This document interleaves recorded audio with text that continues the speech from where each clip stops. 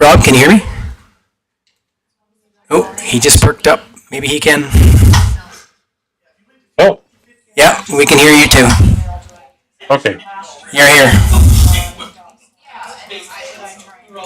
I don't know if you can see us or not, but we can see you. Okay. So no more funny faces. Okay. I wasn't sure if I was in the right spot.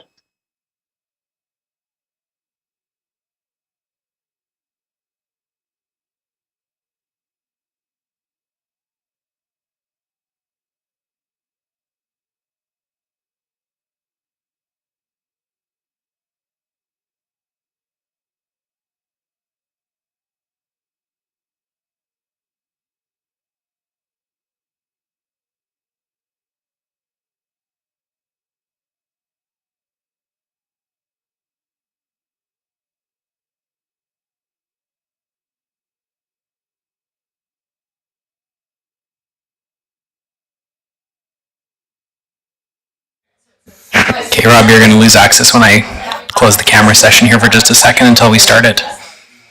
Just so you know.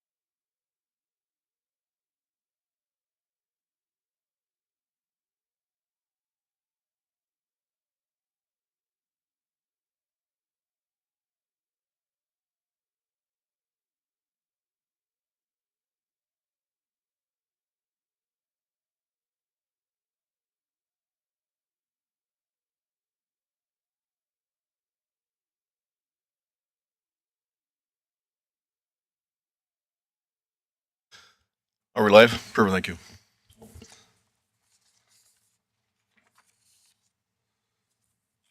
All right, good afternoon, everyone. Welcome to the regular scheduled Tabor Town Council meeting for Monday, November 10th. We first do have a subdivision authority meeting, so I will call that meeting to order and ask for the adoption of the agenda as presented, please. Councilor Firth, Thank you, Mr. Mayor. I move that we adopt the agenda as presented. motion on the table. All in favor? Carried unanimously, thank you. On to item 3, adoption of the minutes. Item 3.1, minutes of regular meeting of subdivision authority, July 21st, 2025. Mr. Tebow. Administration has no adjustments to the minutes. Back over to council. Thank you. Anything arising? Questions, concerns? I'm prepared to make that motion. Councilor Rufford. Thank you, Mr. Mayor. I'll make a motion to adopt the minutes of the regular meeting of the subdivision authority held on July 21st, 2025 as presented. Thank you. Motion on the table. All in favor? Carried unanimously. Thank you. Item 4, subdivision application. Item 4.1, subdivision TT 25-0-008, 4300 50th Street. Mr. Tebow. I'll ask that Miss Hillary Danson and Selena Newberry come forward. This is the property that is out behind the co-op, sort of Right. between ourselves and the MD. All right, thank you. Welcome, ladies. Good afternoon, Mayor and Council. Good afternoon. This first subdivision application that you're here to consider today, this application was received on September the 25th of this last year, and it's to subdivide a parcel that is actually located both within the town of Tabor and the MD of Tabor. They wish to split it just along the common municipal boundary, thereby creating 2 lots but within different jurisdictions. We did receive this application and sent out notices and circulated them to the external and internal stakeholders. No concerns were expressed for any of those stakeholders. We did receive 3 letters from the adjacent landowners, which I included in your agenda report. Generally, All right. their comments, sorry. No, I was going to say, you go ahead. Generally, their comments were with regards to the future development of the area, but no development is attached with regards to subdivision. This is just application to divide the property. I know that's it's in the package, but I'm just wondering, we normally, I think, read those out, Mr. Tebow, do we not? I think we do read things into the record. Yes, sir. Yeah, that's what I'm saying. So great to be on record for council, but it should be publicly stated as well, please. Thank you. Sure, I will just go to those.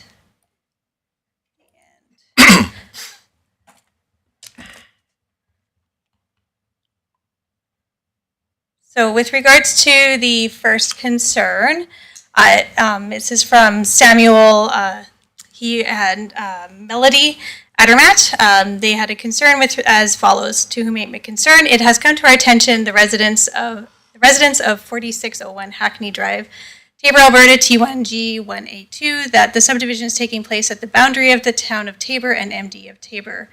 Although the subdivision does not affect us directly, there is a concern of the possibility of a development of an equipment dealership in the west end of subdivided 73.64 acres, which borders the property of 4601 Hackney Drive, which directly affects us.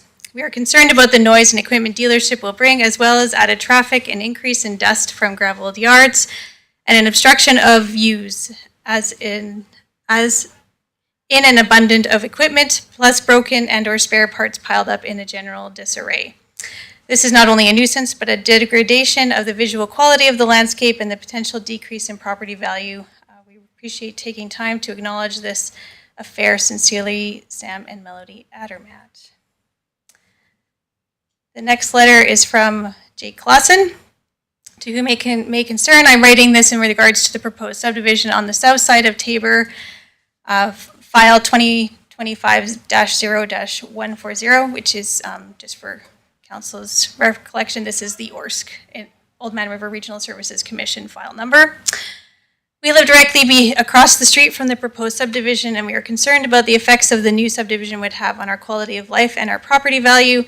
We believe this new subdivision would negatively impact our neighborhood due to the increase in traffic on our street. One reason we decided to live in this part of town was due to it being a quiet neighborhood, giving us peace of mind for small children. With the new subdivision, our street would become the main street for people commuting in and out of the new subdivision, therefore raising concerns for the safety of our child as we spend time outdoors. The noise of development right across the street from us would affect our day-to-day lives. The cacophony of constructing new homes may not only ruin any time spent outdoors with family, but also our daily life inside our home. We have a small child in the home, and the noise would disrupt nap time and sleep cycles. This development would likely take years to complete, resulting in hindrance for selling homes in heritage estates during that time. No one wants to live in a construction zone for years to come, so home buyers would be hesitant to purchase existing homes in the neighborhood. New style of neighborhoods focus on cramming as many homes as possible in order to maximize profits. This not only creates an eyesore, but also leads to a lack of green space or parks for the community afterwards. Lastly, we really enjoy the open space and views. In summary, we are very opposed to the idea of subdivision so close to our home. There are plenty of growing subdivision in our town. There's no reason to start another one. And lastly, from Jordan Vianega. This is in regards to the proposed changes to the property, the east half of 31916 west of the 4th. As longtime residents of this property adjacent to this site, I want to share my concern regarding noise, traffic, and landscaping changes that may occur. My name is Jordan Mianega, and I live at 4529 Hackney Drive, Tabor, for the past 27 years. I understand that development brings change. However, I hope the needs of the residents of the area will be taken into account. Being so close to a residential area with children, pets, and families, any changes or development should take this into consideration. I look forward to a discussion regarding these issues. Oh, sorry, I did miss one, last one. From David Beckering. My wife and I are strongly opposed to the subdivision in its current form and may be seeking legal counsel regarding this matter it required. It being informed by mail in a disruptive postal environment, we just received this notice on October 29th. Past the October 16th deadline, this deadline is only 23 days past notice. I'm also a farmer, and this is right in the middle of our busy season. We have several concerns. First is our understanding that the subdivision of this land is proposed for Rocky Mountain Equipment to establish a dealership adjacent to Highway 36 with no access to Highway 36 currently. I have investigated purchasing this property, but had a major hesitations in regard to doing so because of the lack of Alberta Transportation being willing to allow highway access without significant cost to the property owner wanting the access. This would mean all equipment and trucks would have to pass directly past my house, meters away from the southern tip of the property. The roadway and Range Road 165 is not capable of handling weight of modern farm equipment in both width and weight, and neither is the access. This seems like a situation that they want to build something, then ask for permission later. The original intent of the access was for secondary backdoor accesses to the land for agricultural purposes and acreages, as the original owners of the land and acreages were all related parties. Secondly, next to the access and along Highway 165, around 100 meters from our property, is a bald eagle's nest. As far as I know, bald eagles may be protected bird under the Migratory Birds Convention Act of 1994, and the subdividing of this parcel within its current access may greatly affect this bald eagle's nest if Rocky Mountain builds a dealership and uses this access to the property. The impact of taking this land out of agricultural use will greatly affect the value of our property if Rocky Mountain builds a dealership. This is not only a realignment, but rather a subdivision that allows for a sale of the land to Rocky Mountain Equipment. In general, I'm not opposed to development as long as all parties are consulted and informed properly, and adjustments can be made so that we can live peacefully in the town and MD of Tabor. I have several proposals and adjustments that I would like to bring forward to the current owners that would allow their sale to happen. Regards, David Beckering. All right, I think that's got them covered for any letters. Any letters? Any other letters? No, those are all the letters. Okay. So just a question, unless somebody else has a question first. You respond to every one of those letters accordingly? They're just for information, for your consideration, and when we make the conditions of a subdivision and whether or not to recommend approval or not. Okay, so there's no response back as per the No, Standard. that's the standard protocol. response. All right, thank you. All right, any questions?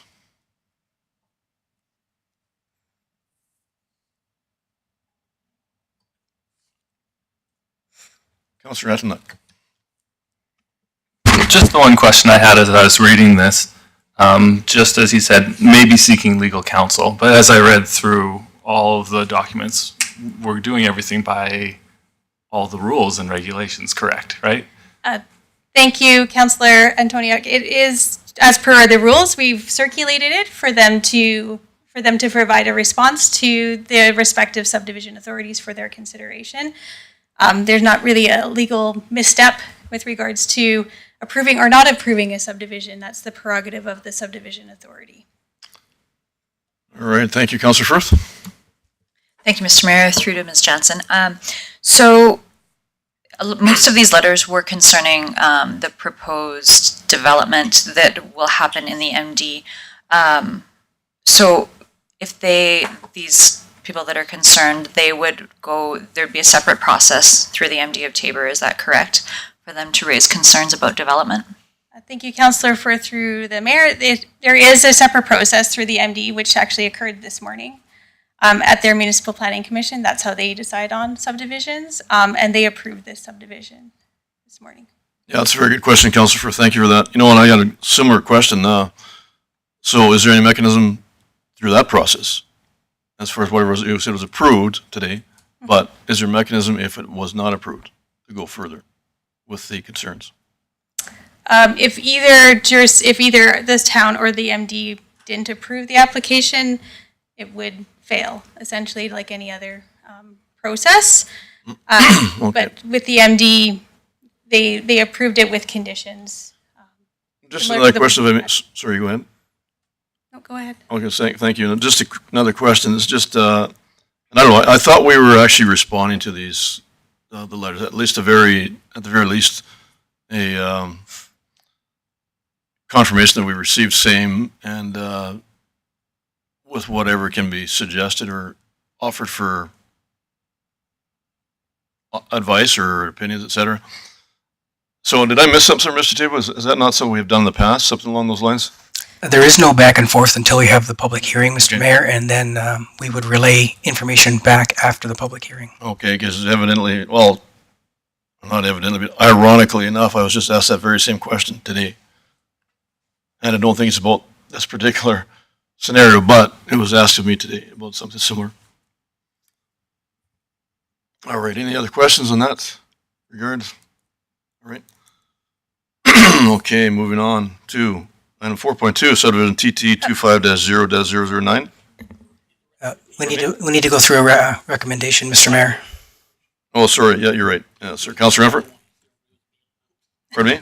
I think it was just a long one, so everybody just kind of didn't talk so much. Oh, there we go. So Yeah, thank you, right. Mr. Mayor. All right. I'll make the motion that the subdivision of portion of the northeast SC 31-9-16 west of the 4th and Plan 116 EP Certificate of Titles number 19162795001 and 191162795 to reconfigure through subdivision and consolidate portions of two titles within the southeast 31-9-16 west of the 4th and Crate, two titles, 53.78 acres and 73.64 acres for urban reserve agriculture use to be subdivided along the common municipal boundary between the town of Tabor and the municipal district of Tabor to be approved subject to the following. Do I keep going?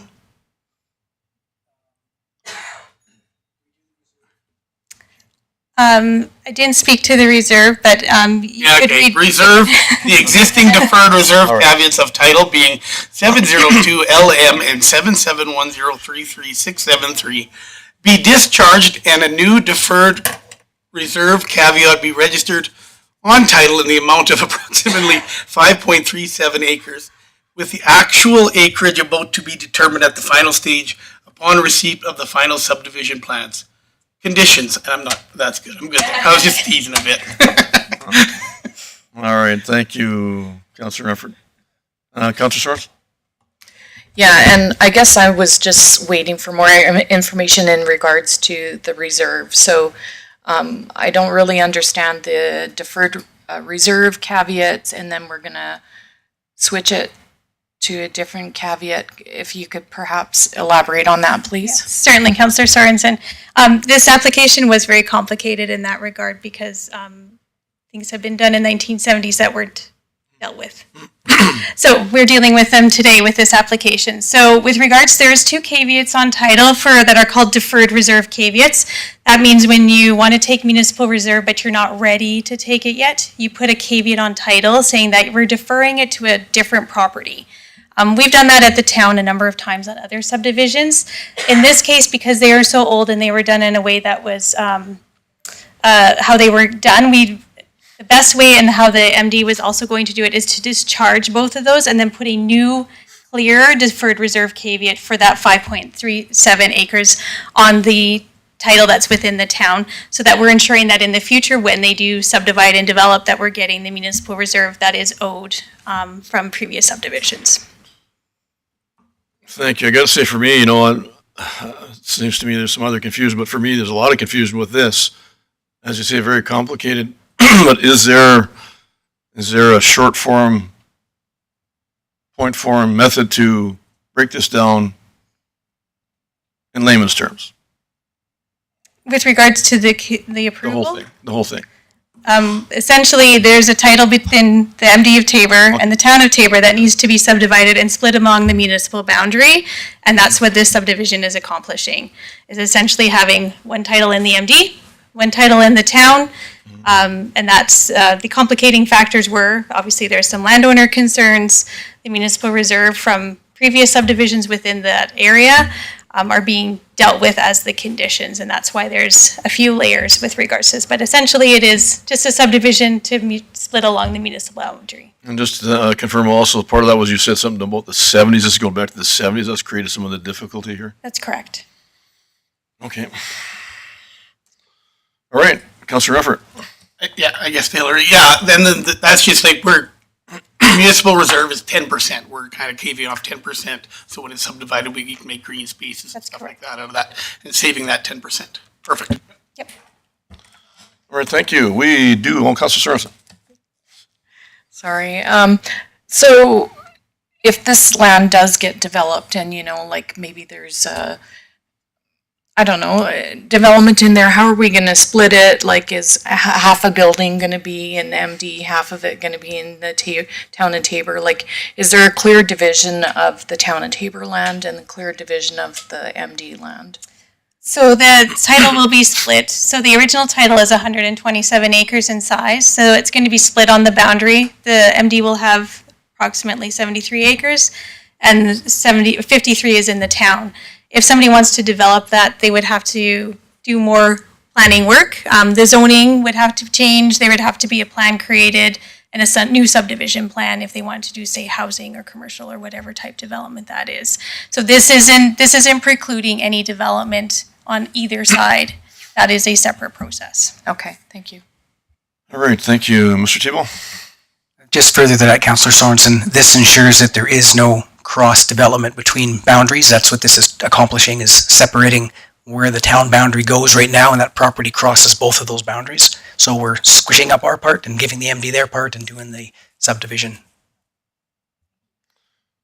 All right, thank you. Any other questions? We do have a motion on the table. Any further discussion? All in favor? Carried unanimously. Thank you. On to item 4.2, subdivision TT 25-0-009, 571856 Streets. Mr. Tebow. I'll leave it to Hillary and Selena, and this one should be a little simpler than the last one.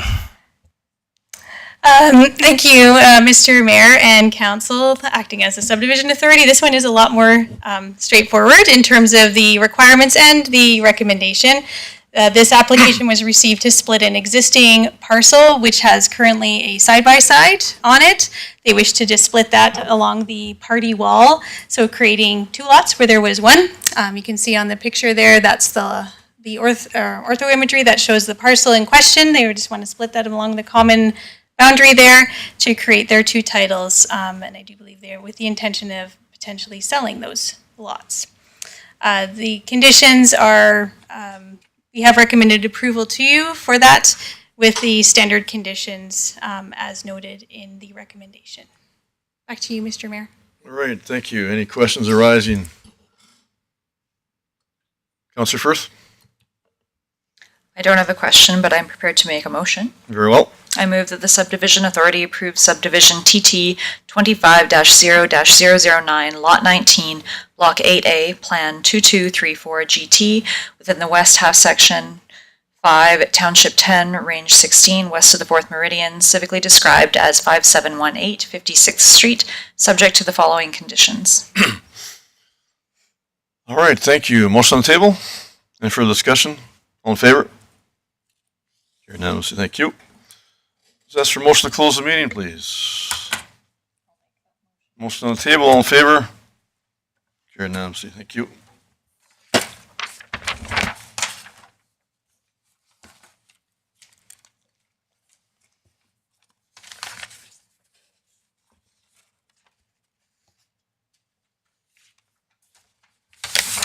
All right, I will call the regular scheduled Tabortown Council meeting to order and ask for the adoption of the agenda as presented, please.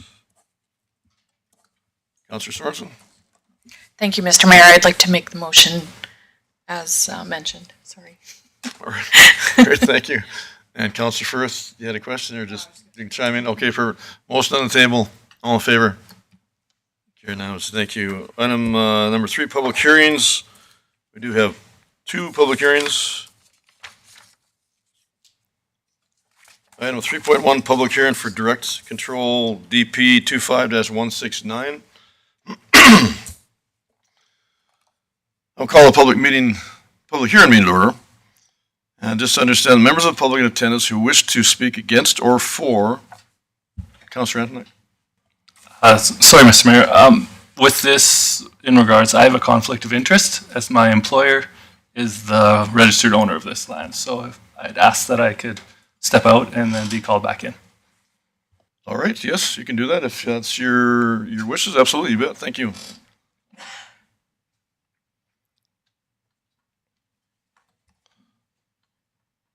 All right, once again, members of the public in attendance who wish to speak against or for the Direct Control Development Application 25-169 will have a 5-minute limit for speaking and must state their full name for the record and must state if they are speaking for themselves or on behalf of any group or organization. All right. Direct Control Development Application 25-169. Mr. Thibault. So before council is the property that's out in the meadows. And I don't think there's anything that we're going to have to add. And we added at the end, I believe, our comments. Remember your We script? can introduce it or we can have it at the end. Yeah, whichever you prefer, Mayor. We can speak first if you like, or we could. Speak first. Would you like Hillary to introduce what's going on? I believe we've generally done the first speaking Okay. format, right? Yes. So if you could don't come mind. forward, Hillary. Please, yep.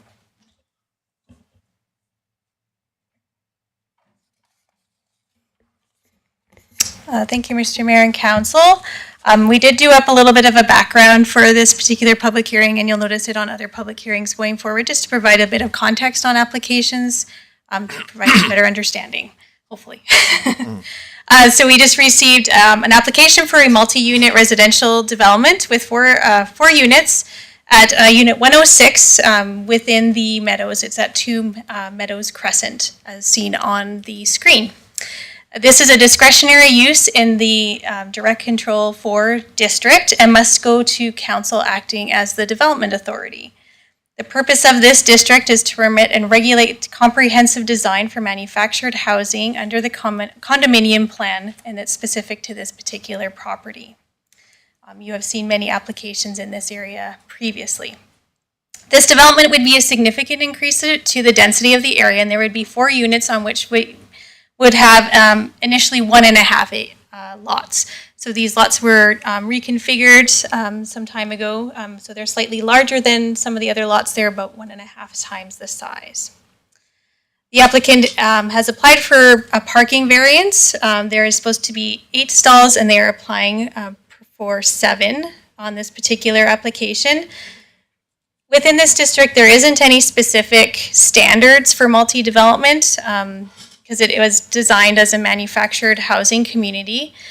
It is administration's understanding that it was originally designed to be attainable, a low-cost type development within the town.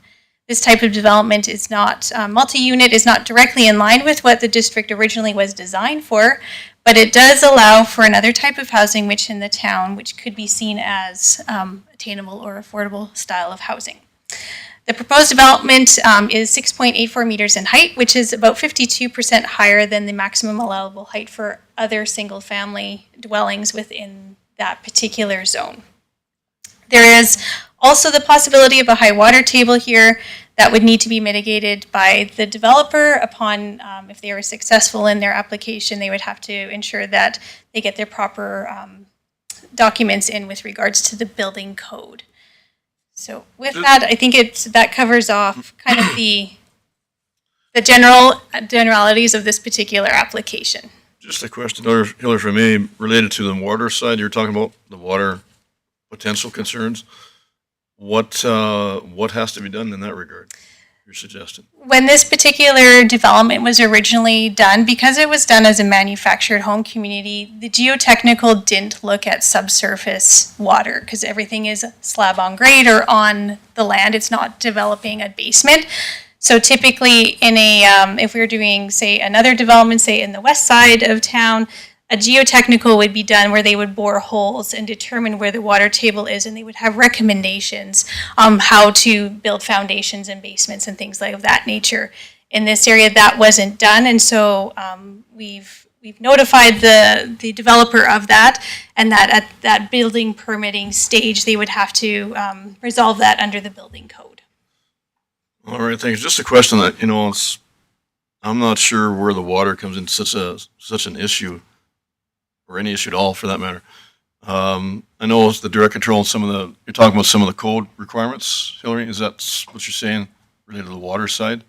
Yeah, the building code. Just another clarification, is there not something out there with a basement already, right now?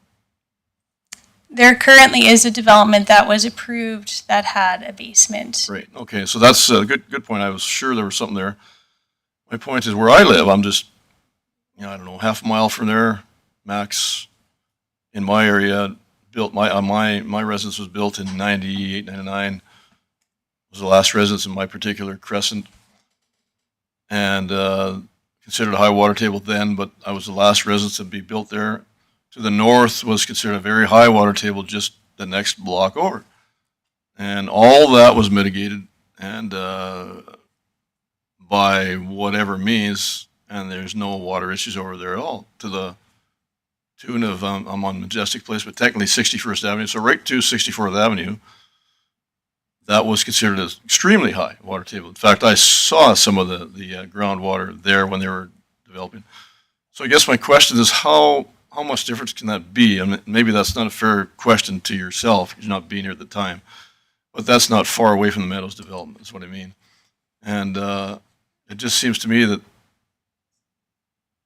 I'm not sure we should be roadblocking anybody related to water. If a contractor's doing what they need to do, there's ways to develop methods for the water dispersal, et cetera. And I just don't understand why that seems to be an issue out there, where what I just explained to you is already in place, and there's several blocks of residential that's doing just fine with no water issues.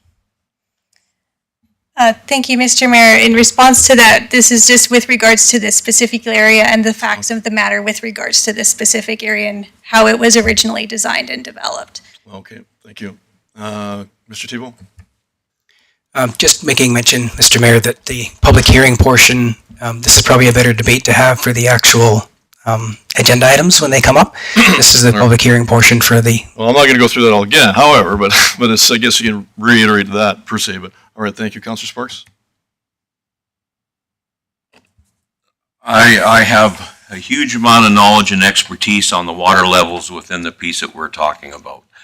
And if you'd like me to keep my comments for later in the public hearing part, I will do that, because I highly disagree with the comments that Mr. Mayor just made right now concerning the water table and that part of this development. All right, thank you, Councilor Sparks. I may not be aware of that, so I know your background is water as well, so good to know. Thank you. All right, okay, anything else to add there, Hillary? No, that's everything for me. Thank you. All right, thank you.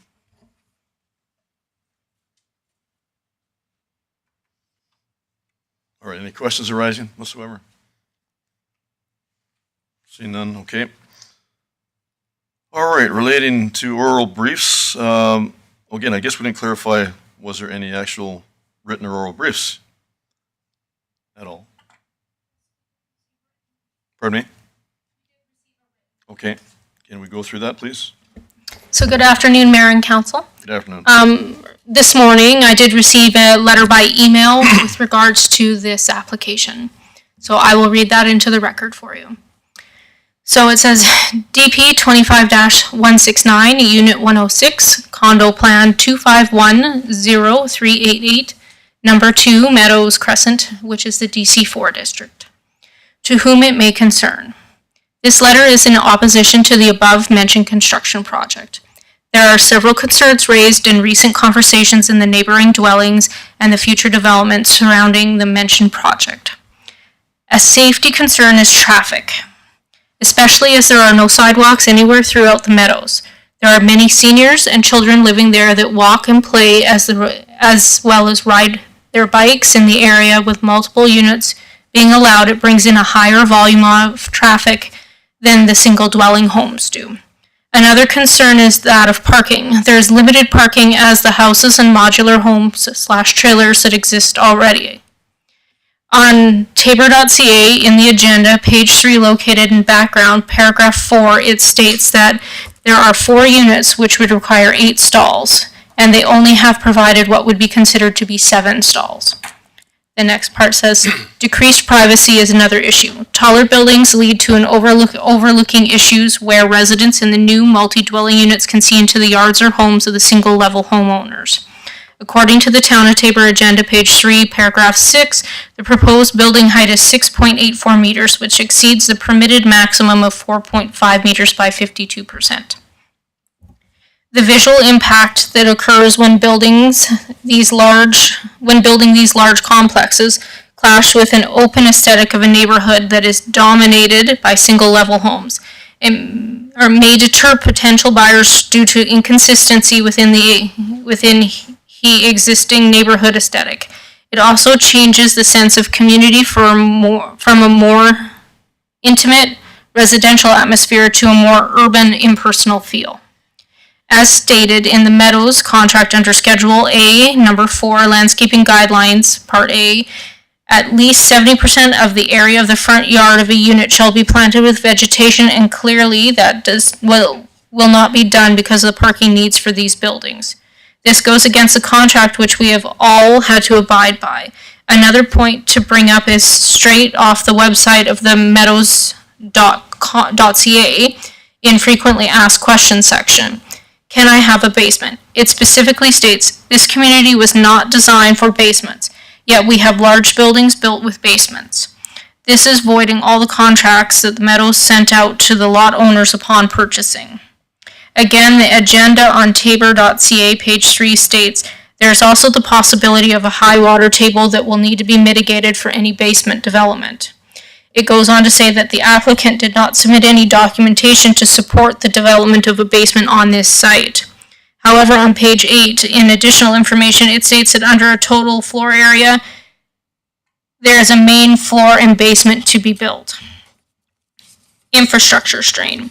Regarding utilities, water, sewage, electrical systems, are they able to accommodate the demands of a larger population that was not counted on when planning was first done? Will it cause issues such as low water pressure or power outages? Also, how much will this increase property taxes, as it's already skyrocketed up to $2,800 on the average home in the Meadows? Lowering property value for the single level and modular homes. Many potential buyers of these single-level homes seek peace and quiet as well as open space. The construction of these tall buildings will devalue the surrounding properties in the area as it changes the look and overall feel of the area as well as invading personal privacy because of their height. We have all either bought lots or built homes or are the residents of this new development because we were led to believe that it would be a single-level home environment. The appeal to raise families and grow old in an open, well-treated green space with like-minded home dwellings was a huge factor in our decisions. This construction changes the safety for our residents with increased traffic and congestion that was never planned for.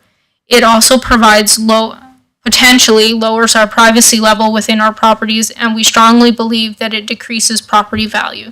We respectfully urge you to urge council to consider the concerns outlined above and to reject the proposed development in its current form.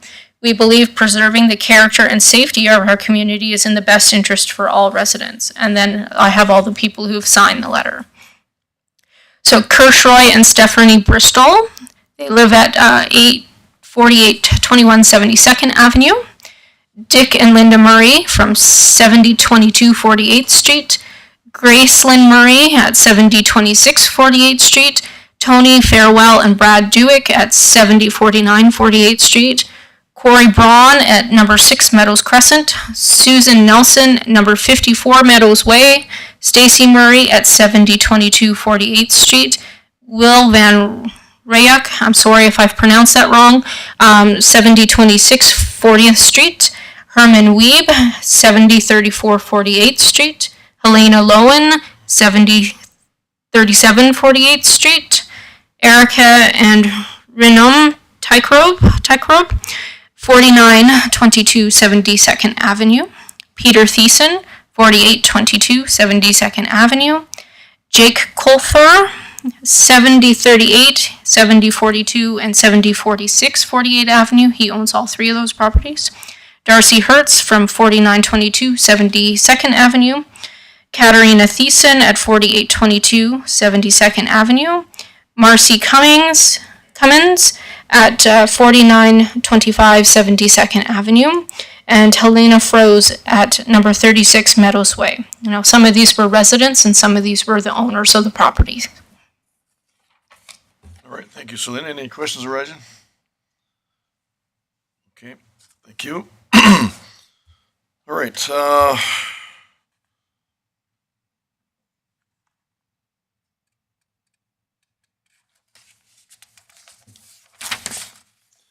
is there anyone present wishing to speak against Direct Control Development Application 25-169? Yes, sir. Your name, please. Good afternoon, Mayor and Council. Good afternoon. Will Van Ruik. Sir, Will Van Ruik. Van Duke. Oh, thank you, Will. The biggest reason is obviously we appreciate Selena for reading the letter off, and the developer for the latest proposal. I think it's 8 or 9 feet lower than the previous one. But the average house there is half the height of these new buildings. So that's aesthetically, it just doesn't fit in the area, in my opinion. And then, quite frankly, most of the residents. As previously mentioned, there's no sidewalks at all in the whole community there.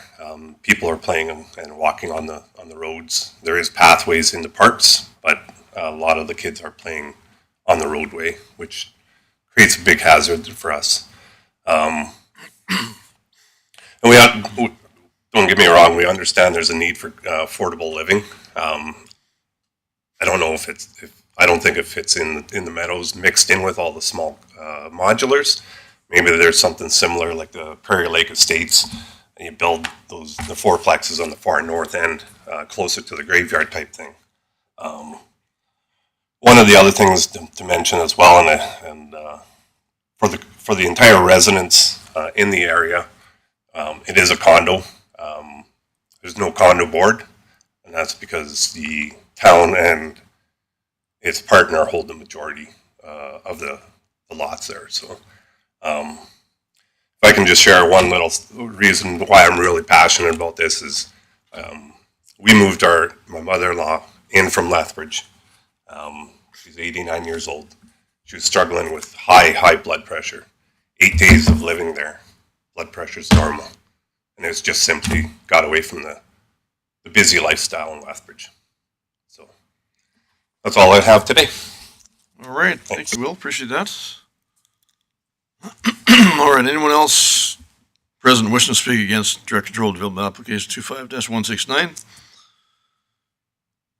Anyone present wishing to speak against direct control development application 25-169 a third and final time? All right, seeing none.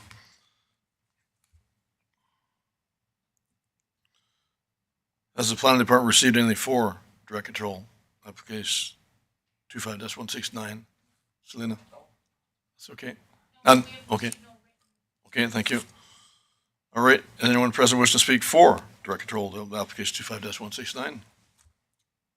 Sid, come on forward. Good afternoon. Good afternoon. Okay, so sometime back, I purchased several lots from the town of Tabor, and I'm developing Prairie Lake Estates as well as participating in building homes out at the Meadows. So at the time when this deal went down, I had talked to the town administration, and I've dealt almost pretty much with administration, not with any counselors. I feel that they do a good job and we get our work done. Sometimes there's snags and this and that. I've built, 9 of these duplexes and a 6-plex and a 4-plex in this town. I rent them and I sell them, and I can tell you this, like, we're just completing the 2 duplexes across the street from where this application is. I received not less than 55 applications for rent this weekend, because it went out on social media. 55 this weekend. There is a need for this type of housing. And speaking to the NIMBY part of it, not in my backyard, this has always been a problem with development.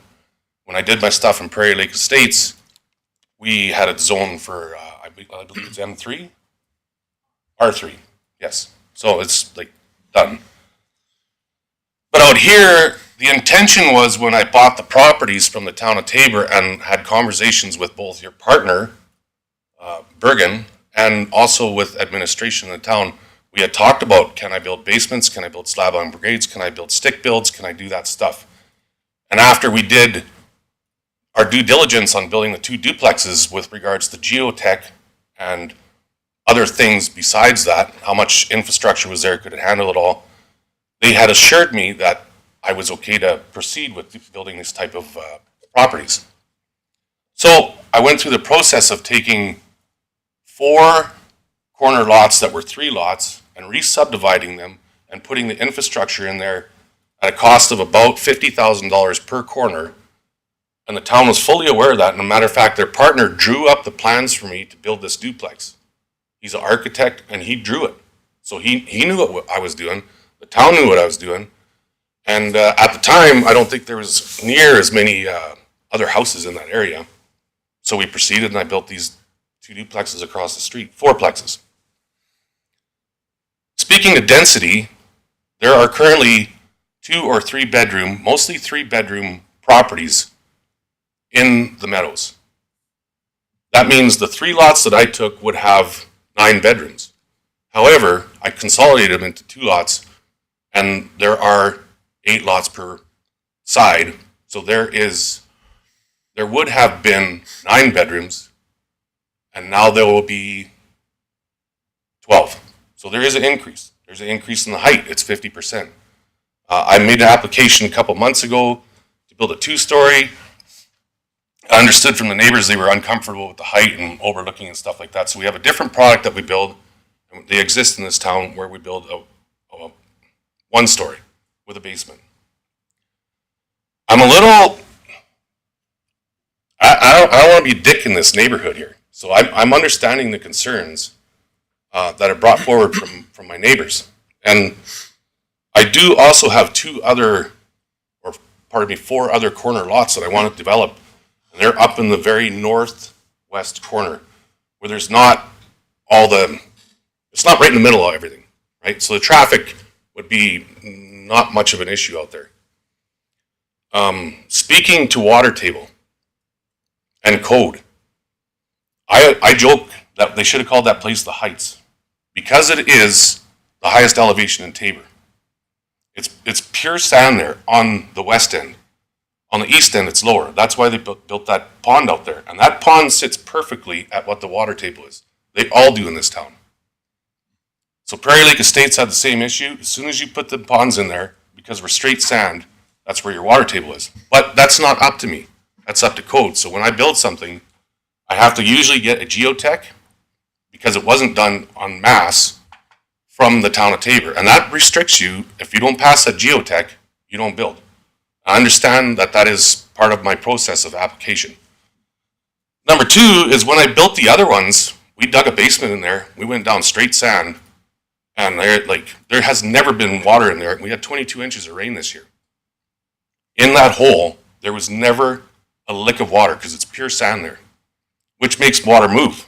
And Councillor Sparks, he can definitely speak to how all that works because we have that issue in Tabor with the springs and the water and how it all flows here. So it is a concern, but it's taken care of by code. I'm sitting here and I'm listening to my neighbors, and you know, I spent $50,000 doing something that the council or the administration of the town of Tabor assured me was going to be okay. So I went forth and did it. However, I'm probably, due to the letter that these guys talked about, probably going to rescind it because I don't want to be that guy in the neighborhood. But I will come back here and apply for 4 more duplexes on the very northwest corner where this is not an issue. We got with regards to traffic and view and stuff like that because they're on the very edge of the whole subdivision. So I don't know how this process works because I have an application in here, but I can resend it. I just don't want to upset the apple cart. And I know about his mom. I just talked to a realtor about it today, and it's true. She's had a almost rebirth because of the nature of where she's at there. And I have a mom too that's 89 years old. So in listening to what they had to talk about there, I'm going to resend my application and I'll build a slab-on-grade duplex in that neighborhood. I'll be back here in a month to apply for it, but I also will apply to do them other 4 lots. And I expect the town of Tabor, because of the deals that we made, to support those other duplexes in that area. That's good? Thank you, Sid. Yeah, it's, I'm just not sure now. Mr. Tebow, that's a fairly bold statement and unusual. I don't know. I'm trying to speak to the need for just that kind of a project. And any comments yourself, Mr. Tebow?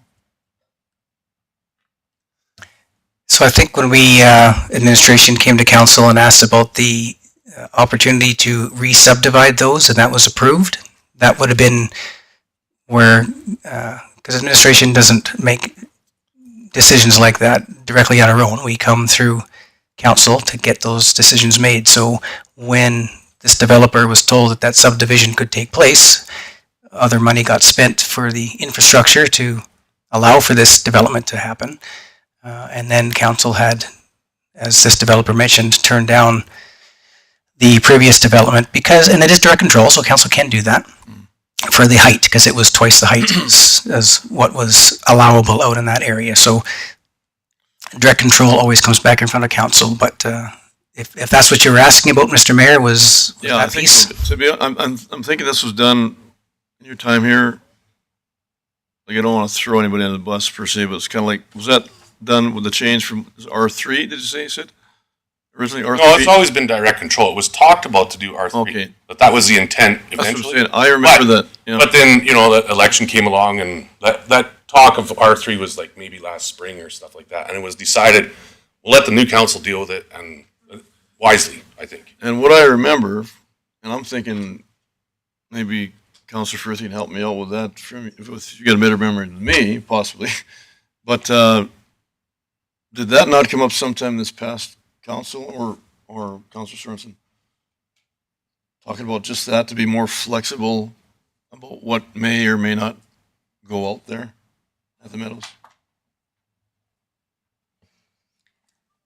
Yeah, I think because initially it was only a manufactured housing community. Right. And so we introduced some flexibility in regards to the ability to have stick-built homes out there. But there was never, I don't know if we had a specific discussion about multi-unit, and I know we do have some out there now. But I don't know if that was part of that conversation or not. Yeah, thank you for that, Councillor. But part of what also I remember, we talked about, at least for a short term, potentially putting some Atco trailer type things out there. And unless that was just you and me, Mr. T, I thought we had some of that discussion. I think it was just between you and Was I. it? Yeah. Okay. All right. Yeah, we were kind of brainstorming, trying to look at some other options, but at least for the temporary, right? That was kind of the gist of that conversation, Mr. Tuba, I think, was it not? So I don't know. I would agree that there is a huge need for housing in this community, as well as the province and or the country, for that matter. So it means the fact that we as a council, past councils, we're looking at more flexibility to achieve just that is a concern to me and or anybody involved with that type of residential area. That whole area was designed and developed for affordable housing. And initially, no basements, et cetera. That's initially that changed up.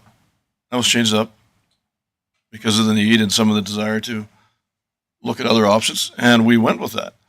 Now, did we cover all the bases? I don't know that we did. Now that this is coming out, but the bottom line is, I remember for sure, as Councilor Frizz indicated, was flexibility was part of the theme, if you will. And right now, the theme appears to be resistant. It shouldn't be resistant, if that makes sense, Sid. Yeah.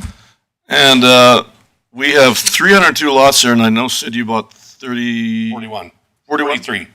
41. 41, okay. Yeah. Huge amount of lots. I mean, that was a game changer, really. On Yeah, it was stalled build. dead. Yeah, exactly. So good for you and your company to take that on. That's huge. And we now got, Mr. T, was it 46? Maybe Sid, you're aware of the 46, 48 doors out there now? 48 lots covered? I think we have 48 lots sold out of the 91 or 92. So there's 92 service lots in that area. But there's also a total of 302 lots, all total, correct? Designed for just what we're talking about. So, geez, I don't know. Like, I think we're missing the boat in some ways by not being accommodated enough. Is all I'm saying, and that's important. Councilor Firth. Sorry, Mr. Mayor, point of order. I don't know if this is the most appropriate portion for this discussion, as this is a public hearing, so this is Yeah, to fair enough, receive fair enough. information from the public, not really to share our You're right. opinions. Fair enough. It just seemed like it was appropriate in the time. Okay, thank you. All right. Anything else, Sid, to add yourself? No. Okay, thank you. Thank you.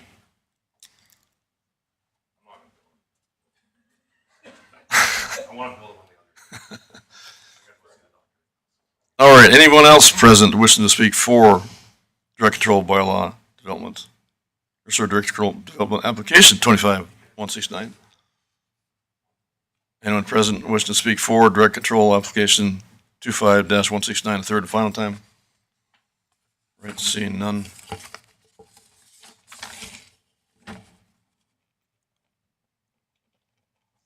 Just require a motion to accept the public hearing for information. Councilor Sorensen. Thank you, Mr. Mayor. I'd like to make the motion that council accepts for information the input received at this public hearing for direct control development application DP 25-169. All right, thank you. Motion on the table. All in favor? Carried now, thank you.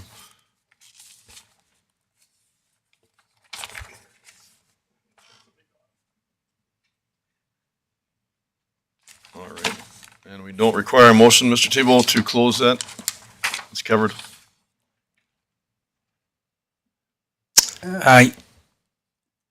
I guess we can close. You should close this public hearing. You can open the next Just one. ask for motion to close the public hearing. Counselor Firth, thank you. Motion on the table, all in favor? Carried unanimously, thank you.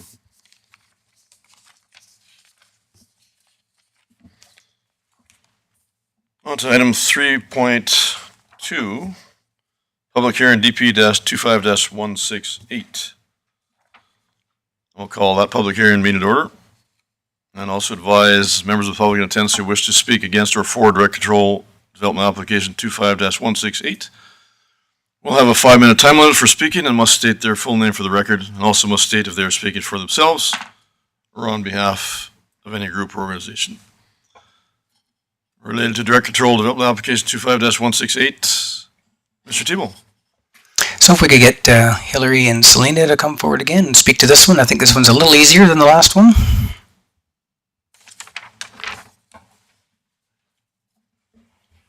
Good afternoon, Mayor and Council. Good afternoon. So before us today, we have the public hearing portion of Development Permit 25-168. So this application is for a variance for fascia signage. This would be at an existing shopping center, so it's along the highway at 5506. This specifically is for Unit A. So the bylaw allows for them to have one sign per business per road frontage, so they have 2 roads, so they can have 2 signs, and ultimately they need 5. So we have given them an approval for the first 2 signs, and then we're seeking the variance for the remaining 3 signs from council at this time. All right, thank you. Any written or oral briefs against direct control application 25-168? We've received no written or oral. All right, thank you. Is there anyone present who wishes to speak against direct control application 25-168? Anyone present wishes to speak against direct control development application 25-168 a second time? Anyone present wishes to speak against control development application 25-168 a third and final time? All right, seeing none. Councilor Renford. Thank you, Mr. Mayor. I'm ready to make a motion that council accepts from, Just hang on. We've got to go through the 4 part. oh, you went through, oh, I thought you, That's okay. We're getting there. We're getting there, but close. All right, thank you. Sorry to cut you off, Councilor Renford, but we're not quite done. All right, any written briefs for direct control development application 25-168? Nothing. Selena, thank you. All right. Anyone present wish to speak for direct control application 25-168? Anyone present wish to speak for direct control application 25-168 a second time? And anyone present wish to speak for direct control application 25-168 a third and final time? Seeing none, can I get that motion, Councilor Renford? oh, perfect. Thank you, Mr. Mayor. Make a motion that council accepts for information and the input received at this public hearing for direct control development application DP 25-168. Thank you. Motion on the table. All in favor? Carried unanimously. Just ask for motion to close the public hearing. Councilor Renford? Motion on the table. All in favor? Carried unanimously. Thank you. Moving on to item 4, adoption of the minutes. Adoption minutes 4.1, minutes of regular meeting of council September 22nd, 2025. Mr. Tebow. Administration has no adjustments to these minutes as well. Back to council. Thank you, Councilor Firth. Thank you, Mr. Mayor. I'm prepared to make a motion. Very well. I move the council adopts the minutes of the regular meeting of council held on September 22nd, 2025 as presented. Motion on the table. All in favor? Carried unanimously. Thank you. Item 4.2, minutes special meeting of council September 23rd, 2025. Mr. Tebow. No adjustments here either. All right. Councilor Sorensen. Thank you, Mr. Mayor. I make the motion that council adopts the minutes of the special meeting of council held on September 23rd, 2025 as presented. Thank you. Motion on the table. All in favor? Carried unanimously. Thank you.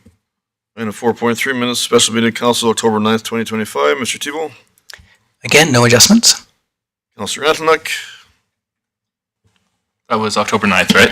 Yes, correct. Thank you, Mr. Mayor. I move that council adopts the minutes of the special meeting of council held on October 9th, 2025 as presented. All right, thank you. Councilor Firth, you have a question? Sorry, point of order, Mr. Mayor, just because Councillor Antonik was not present at that meeting, can he make that motion to approve those minutes? Oh, good point. Good point. That's a good point. Can he? I know, I'm sorry. Rain on this parade. Rain on the parade here. There'll be many more. I'm okay. All right. All right. My error, but thank you, Councilor Firth. You're right. 100%. Thank you, Councilor Firth. Okay, I'll make the motion. I move the council adopts the minutes of the special meeting of council held on October 9th, 2025 as presented. Thank you. Motion on the table. All in favor? Carried unanimously. So saying that, can the new councilors actually vote on that if that's the case? I mean, they'd have, but it's not a big deal. Just a question. They can vote on it, just not Okay. make the motion. Just a good question, but all right, good to know. All right, thank you. Item 4.4, minutes of organizational meeting, council, October 27th. Councilor Antonik, you're on. Thank you, Mr. Mayor. I motion that council adopts the minutes of the organizational meeting of council held on October 27th, 2025 as presented. Thank you. Motion on the table. All in favor? Carried unanimous. Thank you.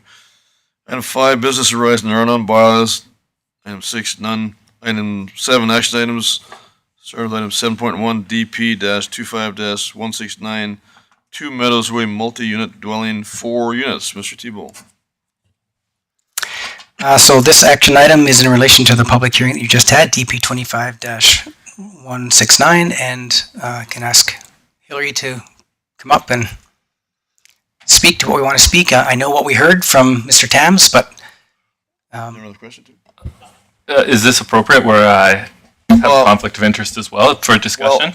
I don't think so at this stage. Anyway, if we go further, possibly, but I think we're okay right now. it's up to you, Councillor Antonin, what you can't choose. step up. I think best just Sure. that I You step bet, you aside bet. for this as well. You gotta come back though. All right. Hillary, if you don't mind. Thank you, Mr. Mayor and Council. With regards to this particular development permit application, the background is exactly as described during the public hearing. So with regards to a recommendation, we had advised for discussion to occur with regards to this particular application. In the alternatives, we did provide some alternatives for council to consider in looking at that based off of the information provided. So if you want, I can go through those alternatives, or I can leave it up for council to discuss. Well, okay, thank you, Hillary. But just to, I guess, the question right out of the gate, because this has never happened to me or us before that I'm aware of, with the developer suggested what he just suggested. Mr. Tebow? I think it might be best to look at alternative one. If the developer, if you feel, I mean, the council can definitely have a discussion. You can still do what you want with the application. It doesn't mean that he has to actually develop, but you can have the discussion, and all the alternatives that I think exist are available there for council. All right, thank you. Councilor Firth? Thank you, Mr. Mayor. I think based on the information that we received at the public hearing, that maybe it would be best to table this item until we have more information around it. Good idea. Thank you. Councilor Renfort? Thank you, Mr. Mayor. Does that mean, I guess, does that mean we can't talk about it for 6 months for this one? Like, if he does develop a plan that is different, would that change? No, tabling it doesn't invoke the 6 month. Right, right. Yeah, it means there is no discussion today. It gets tabled and brought back at a future. Yeah, so I'll just, thank you, Councilor Renfort, that's got that covered. Just for myself, to clarify, so in this case, should not some discussion be gone back to the, Sid, as far as the developer? I guess, he said this here, but as a clarification, I don't know, in writing, would that be appropriate? Hillary, rather. Selena's in the background. Hillary, sorry to drive it to you. Hillary, sorry. Thank you, Mr. Mayor. With regards to process, for tabling this particular item, you could have it so that it's tabled till the next council meeting, at which time we could have a discussion with the developer on kind of what came up during the public hearing, and that way we can bring that forward we can determine what the next steps are more appropriately. Might be the best thing, but we can do it at a specific date, just so that there's some comfort of council on what that's going to happen. All right, thank you. So, Councillor Sparks? Just a point of order. As Mr. Towns has stated that he wants to rescind this application, what is the process? Verbally, I don't think that can happen. There's going to have to be a formal letter that is made and sent to administration. So this is really his wishes, not just a spur of the moment deal here. So I just, point of order on that, please. Thank you, Councillor Sparks, through the mayor. With regards to that, yes, we would want something in writing from the applicant. And if they did choose to rescind, we would probably just inform council of that decision. If they chose to, no, we want to see this out through the end, then we would bring that item back and have this discussion once again with you at the next council meeting. All right, thank you. So, Councillor Firth, if you're willing to put forward a motion in that regard, please. Yeah, you bet. So I move that we table this item until the next meeting of council. All right, thank you. Motion on the table. All in favor? Carried unanimously, thank you. And Councillor Antonuc can come on back in.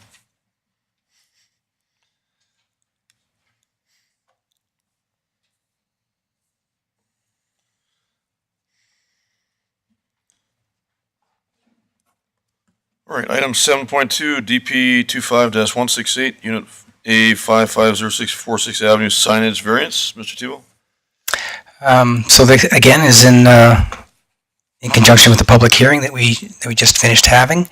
If there was any questions, I'm sure Hillary could answer them. If there's any more debate, otherwise, back over to council. All right, thank you.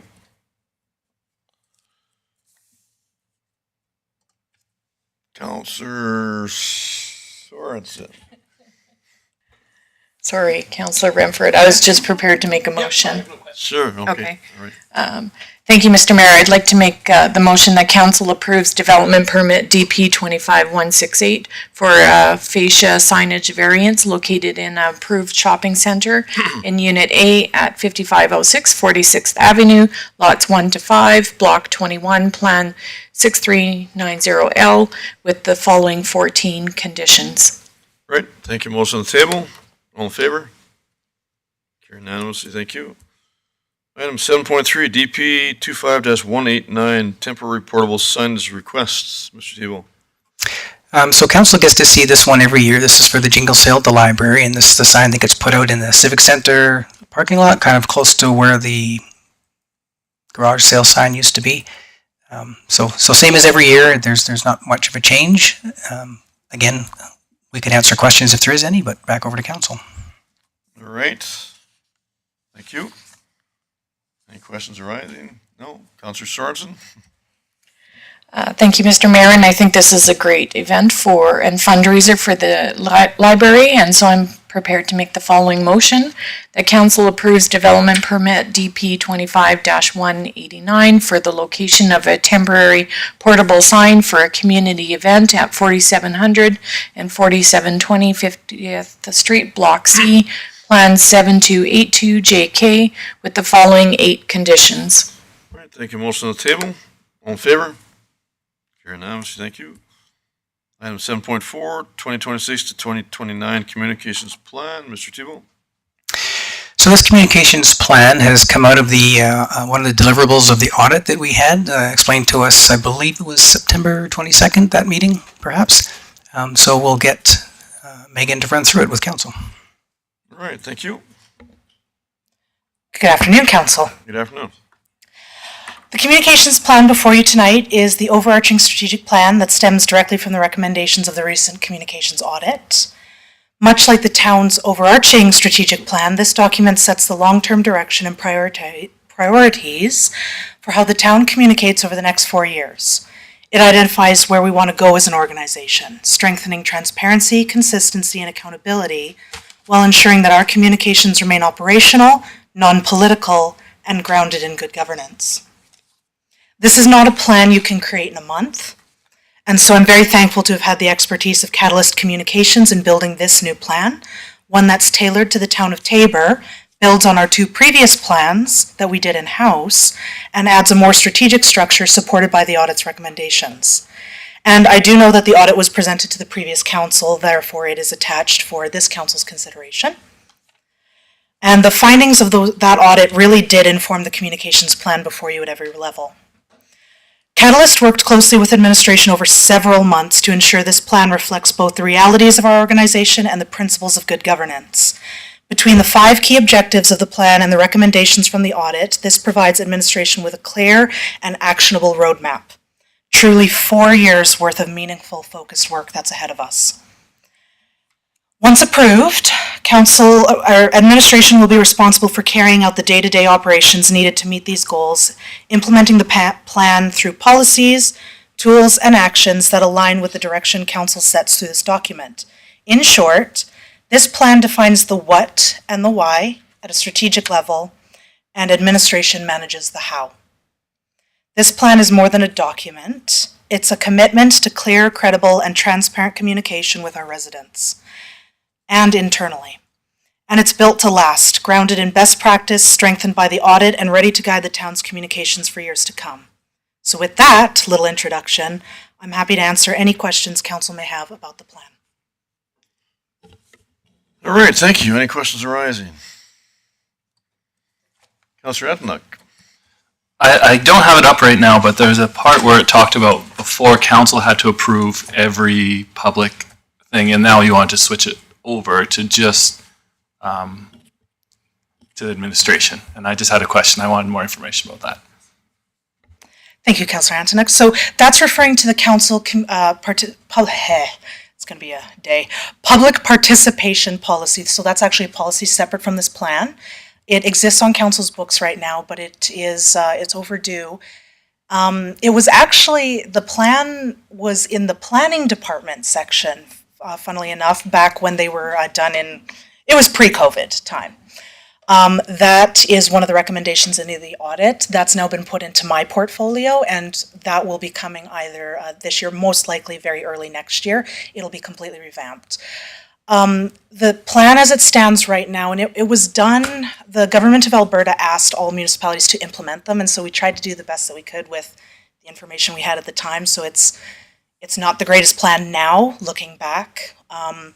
It does state right now that public participation plans were approved by council. That is so red tape heavy that no public participation happens.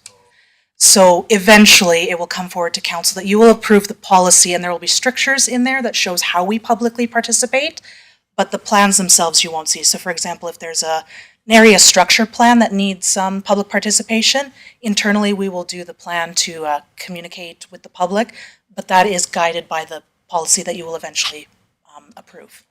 Thank you. I really appreciate that. All right, thank you. Councillor Sorensen. Thank you, Mayor, and thank you for this work. I'm sure it was quite the undertaking. I think it's excellent work, and I'm excited to see what lays ahead for us. I was just wondering, like when the communications plan before expired, is there something that we can learn from this that we can, kind of mitigate it and make sure that we have a current communication plan? That's a good question and a fair one. It was brought forward in the audit. The main learning is that we are overtaxed and under-resourced for communications in the town. And while it's not an excuse, it's an understanding that because these plans take months to do and there's only one person doing them, I didn't have the capacity to do a brand new plan. So luckily now there will be recommendations moving forward to potentially for council to increase capacity here with the town. That's a lesson to be learned, and I think having this plan focus more on the strategy where the previous ones kind of focused more on tactics, the strategies will carry over past 2029, so it won't be a constant rebuilding that we had to do with the last two plans. Mm-hmm. I would also say that we learned, obviously I'm the first in this role, and this role was brand new in 2015, so we didn't know what we didn't know in the last two plans. And now we know better, we do better, and in 2029, we'll do better again. Yeah, again, I just look forward to the action plan. Thank you. All right, thank you. Councillor Sparks?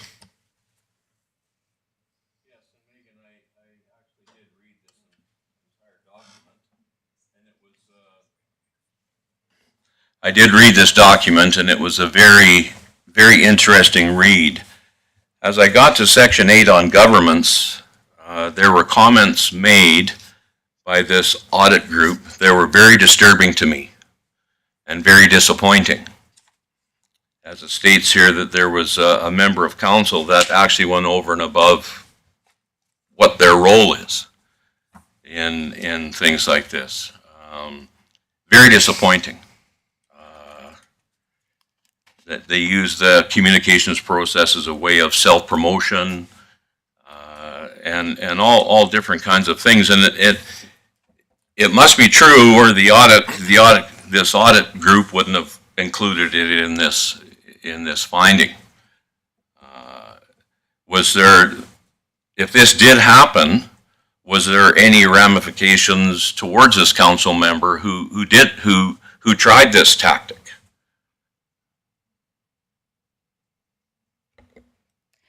Through to Councillor Sparks. I would agree with you that if it's in the audit, that it is something that the auditors found. I am not privy to the raw data. I can tell you that right away. I'm not privy to the raw data. What you see before you is what I have. In regards to ramifications, I would not be able to speak to that. Unfortunately, that's in a political realm that I'm not privy to. Okay. Thank you, Councillor Firth.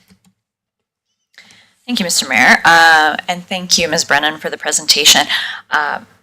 It's a very comprehensive communications plan, and I really appreciate that it's strategic and intentional, because the way we communicate with the public impact, and even within the organization, it impacts every department. It touches every department in the town. And I had a specific question. I noticed that there's a mention of a communications and marketing request form, and kind of further to Councillor Sparks' point. So if council had a request, that's how we would fill it out, but then that would go through the CAO, of course, rather than like directly to the communications department as internal ones would. Is that correct? To be honest with you, we hadn't thought about that, but it does sound like an excellent process, so I'm sure we can take that under advisement. I don't think that would be a problem. More to come on that one then. Thank you. Thank you, Councillor Rufford. Thank you, Mr. Mayor, and to Megan. Hey, thanks a lot for all this. The one thing I did like is on page 44 in the recommendations, it has a recommendation of this council highlights as a regular public tactic. Is that something you planned on doing, right? Because I see, that I know there's talk of political, I know there's talk of governance and all of that, right? And if it's a Town of Tabor event or if it's not a Town of Tabor event, but I really did like the council highlights part. Is that something you were excited about? I don't think I'm allowed to say no. No, I'm just kidding. It was something we used to do, unfortunately, pre-COVID, and it just became, the way that we did it previously, it became so tied in administrivia, and there were so many layers of approvals, and it was more work than they were worth. And now we brought it back in a new, more streamlined fashion. The public seems to be responding well. I mean, we've only done one, we'll be doing more. But I'm quite excited by it. And further to your point, and you bring up a very good point, so for the benefit of the rest of the new councillors, political versus operational and things like that. When council makes decisions, then they're actioned by administration. That's when it becomes operational. And so that's where I come in for communications, to do highlights and things like that. So that's where that line kind of is drawn. Obviously, we'll train council more as the 4 years progress, but that's where that line is sort of drawn. All right, thank you. Councillor Sparks. Mayor Prokop through to Megan, and I'm sorry to put you on the spot, like big time, because I hope council took the opportunity to read this document. And under the governance, I hate to keep going back to this, but this totally shocked me, 100% shocked me that someone would request to review and approve media releases prior to their dissemination. While a member appointed as council spokesperson may be able to provide quotes and specifically review the accuracy of those quotes prior to media release being distributed. Okay, and it goes on and on here that this is craziness to me, that it happened or was allowed to happen. And so that's why I guess down here farther, item 5, with a recommendation, a priority of immediate, to cease council direction of town communications operations, including day-to-day outputs and campaigns to any and all capacities. And that is an immediate priority. And with what I read here under governance, I understand that. I understand that because no one should be coming to anyone in the communications sector of the town of Taber and try to coerce or get any political advantage in any way, shape, or form. It's not right, and it should never happen. And I apologize from myself if anybody on a past council has put administration in any tight spot because of their self-promotion. Thank you. All right, thank you. Megan, thank you for that information, and it's a big document, just a question, I guess we were kind of following up with there's a 2-year hiatus. I know there's a reason behind that, but does that mean without the expire, we basically fall in the same format through that same 2 years? Or around about 2 years? 2023 it expired, I believe. Yes, it expired in 2023, and so there should have been one passed early 2024. No, it doesn't leave us without a process or anything like that because those plans carry on. We're not planning this, but in 2029, if this one were to expire again, you just carry on with the objectives and the strategic priorities that council already set while you try to. Okay, so I think that's what we're doing. Basically, you're following up to the 2023, we're following that format, even though it's expired. I guess that's a technical thing, not a big thing per se, but we were following that guide. Is that what you're saying? Perfect. Okay, thank you. Always following the strategic priority that council has for the improved internal and external communications as well. Thank you. Councillor Sorensen? Thank you, Mr. Mayor. And I just want to comment, this must be a huge undertaking because social media and, technology and everything is ever changing. And so I can appreciate that this is like a revolving door and we're going to have to adapt as things change. And I just hope, or thank you for your time and effort in this. And again, our citizens are wanting us to be open and transparent. And this is what I look forward to in this communications plan. Thank you. Councillor Firth?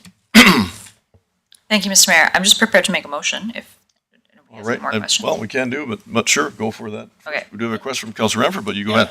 Okay. I move that council approves the 2026 to 2029 Town of Taber Communications Plan. All right, thank you. Councillor Renfrew, you did have a question? No, you're good. All right, thank you. Motion on the table. All in favor? Carried unanimously. Thank you, Megan. All right, on to item 7.5, social media public engagement terms policy. Mr. Thibault.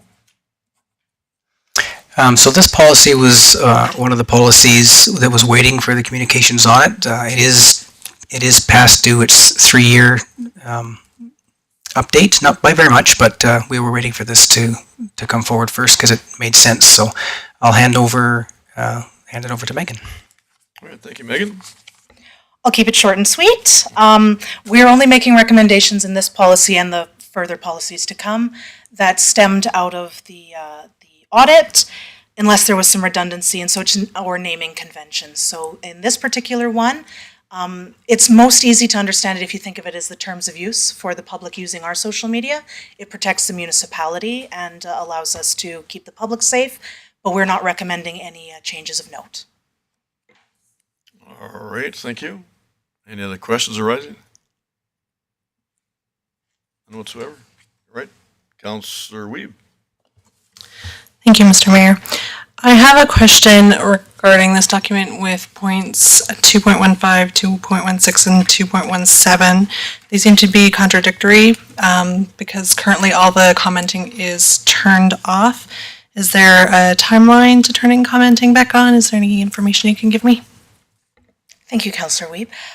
So yes, that was noted in the audit. So we're leaving it as is because the ability to turn off comments is an operational decision that can be made and unmade. So right now, as it stands, the audit states that because resourcing is so strapped in communications that there is no possibility of being able to triage comments while doing the rest of the communication suite. So we leave the policy as is because it gives us that flexibility to turn them back on in the future, which I look forward to. No timeline yet. The resourcing request will come in budget 2026 for council's review. All right, thank you, Councillor Etenuck. Thank you, Mr. Mayor. I didn't have a question. I was preparing to make a motion if there was no other thoughts. I did have a question, but you can go with it if you like, but I do have a question. I'll wait my... But You can make the motion and then we Yeah, can that's correct. Yeah, you go right ahead. I motion that council approves the social media public engagement terms of use policy ADM-8 as presented.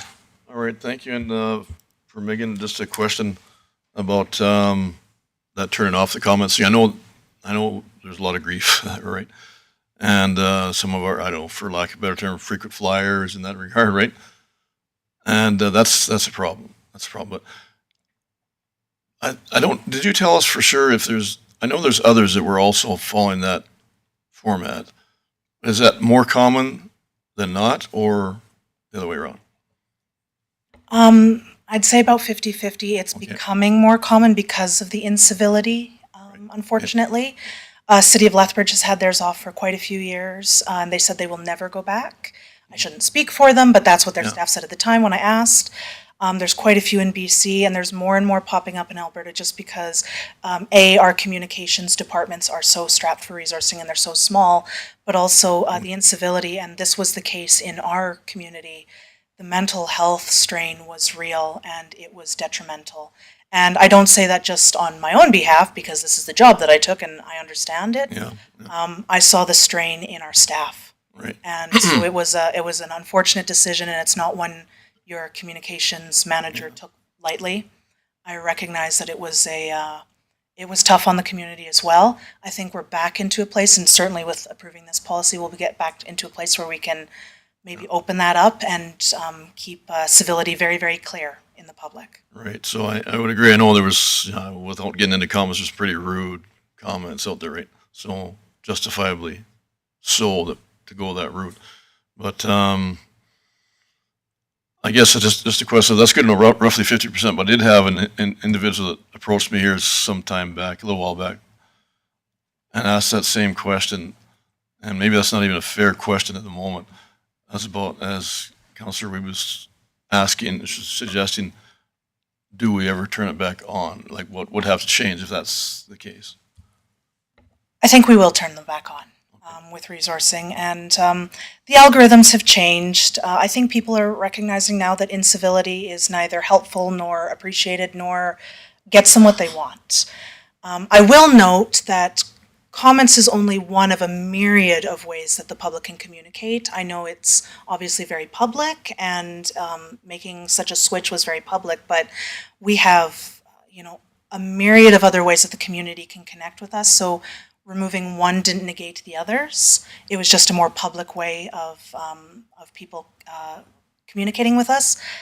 But yes, the answer is that the comments will very likely be turned on in the future, and we'll reevaluate as we go and as social media changes, as it does every hour on the hour and every year on the year. All right, fair enough, fair statement. And you know what, staff wellness is huge, important, right? So appreciate that. Thank you. Councillor Sorensen.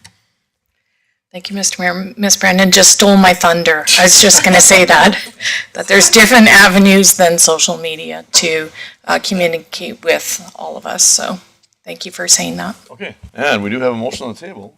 So, correct? Your motion? Yeah. Motion on the table. All in favor? Carry unanimously. Thank you. All right, on to item 7.6, social media internal organizational policy. Mr. Tebow. Again, this was one that I think is past due, that we're waiting on the audit to come forward. So this one does have some adjustments in it. Some of them I think council is very aware of, but I'll hand it over to Megan. Thank you, Megan. Okay, if nobody's asleep yet, we're going on to the second of three. So this one, whereas the other one was the public dealing with us on social media, this is how the town works with social media. And so this is the strictures upon which our staff and our council work on social media. Again, the changes within the audit itself did not recommend any changes, but when I was discussing with the auditor, we kind of noted after the fact that there was a section in there, and you'll see it in your agenda item, the 213.1, where it kind of allowed a window for council to direct administration and therefore communications operations.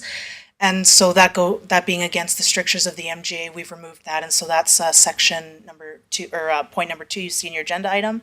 And then the first one is just naming conventions again. So it's the same process that we've always done. And so we're not making any changes past that. All right, thank you. Councillor Effort.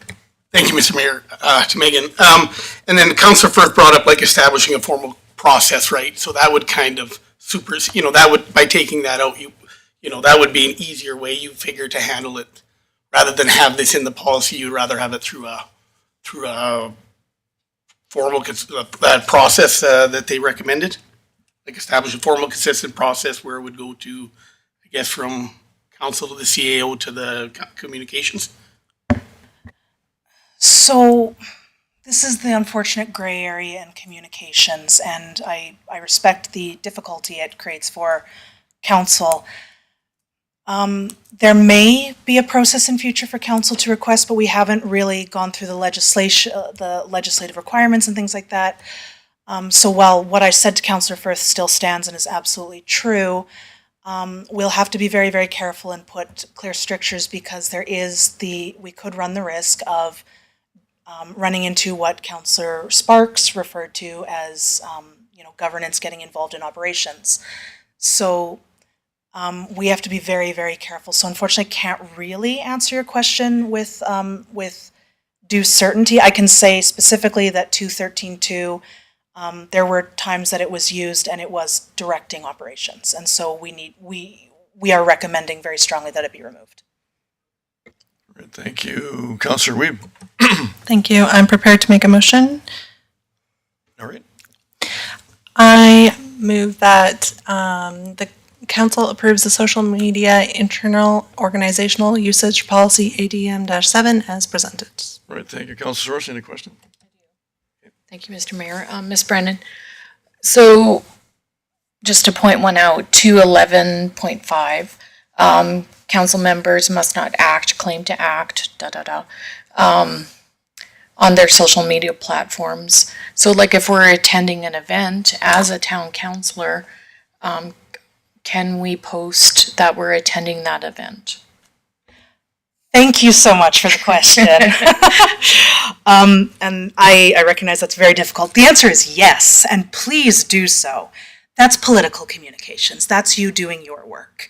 And so please do so. The representing council as a whole, that's more in regards to if council makes a decision and you disagree with it or something like that, you can't, if you, for example, vote against this policy today and you go on your social media and say, I voted against, that's you acting as an individual councillor, not as council as a whole. So that's the separation. But please, yes, absolutely, post your own events on your own Facebook, because the public wants to see you representing them, and that's how you do it. Whereas our social media is reserved for the municipal functions, the operations, the council, the decisions you all make as a whole, the events. I know events is a gray area, and so I give the example of the dryland facility.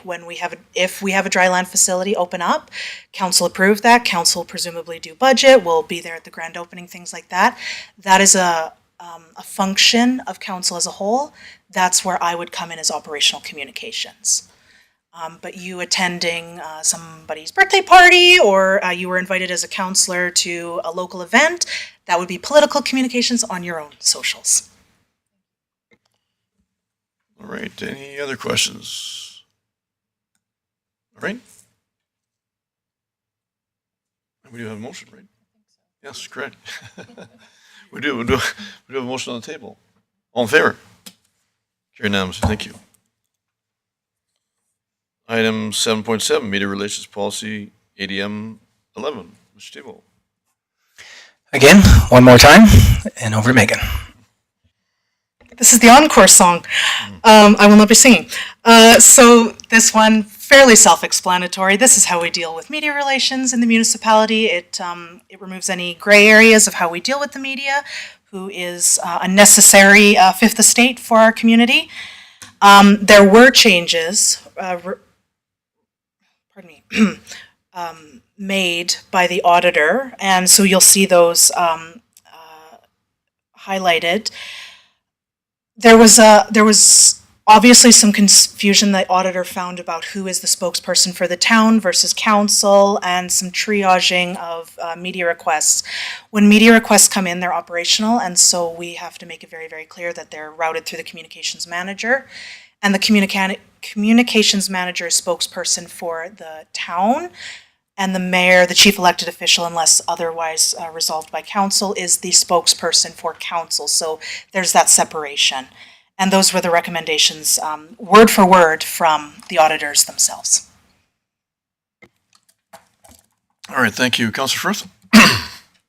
Okay, sorry, I might, if you answered this or if this is in, I just need a clarification question. So if we were approached as a member of council by the media for an interview, are you saying that should be routed through the communications department? Okay, all requests should come through.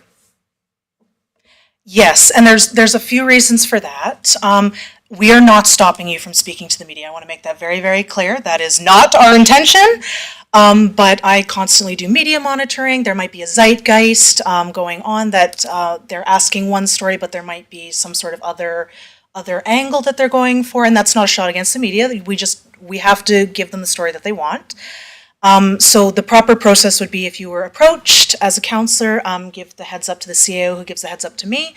And then if you want prep or things like that, then of course I go to the CAO and say, I will provide media assistance to the counselor or mayor that is asked. And that's that's just how the triage works. I'm just here to make sure that nobody steps in it with the media, and we treat the media with professionalism. Perfect, that clarifies the process very well, thank you. Thank you. Councillor Sorensen? Thank you, Mayor. And so I'm thinking 2.10 was struck because it's now 2.4. It's not saying in a timely manner. Is that correct? Correct. In a timely manner is so ephemeral, timely manner means something different to many people. So with my own internal process, it's usually around a 24-hour turnaround. Perfect. Thank you for the clarification. All right, thank you. Any other questions? Councillor Firth? No more questions, I'm just prepared to make a motion. Very well.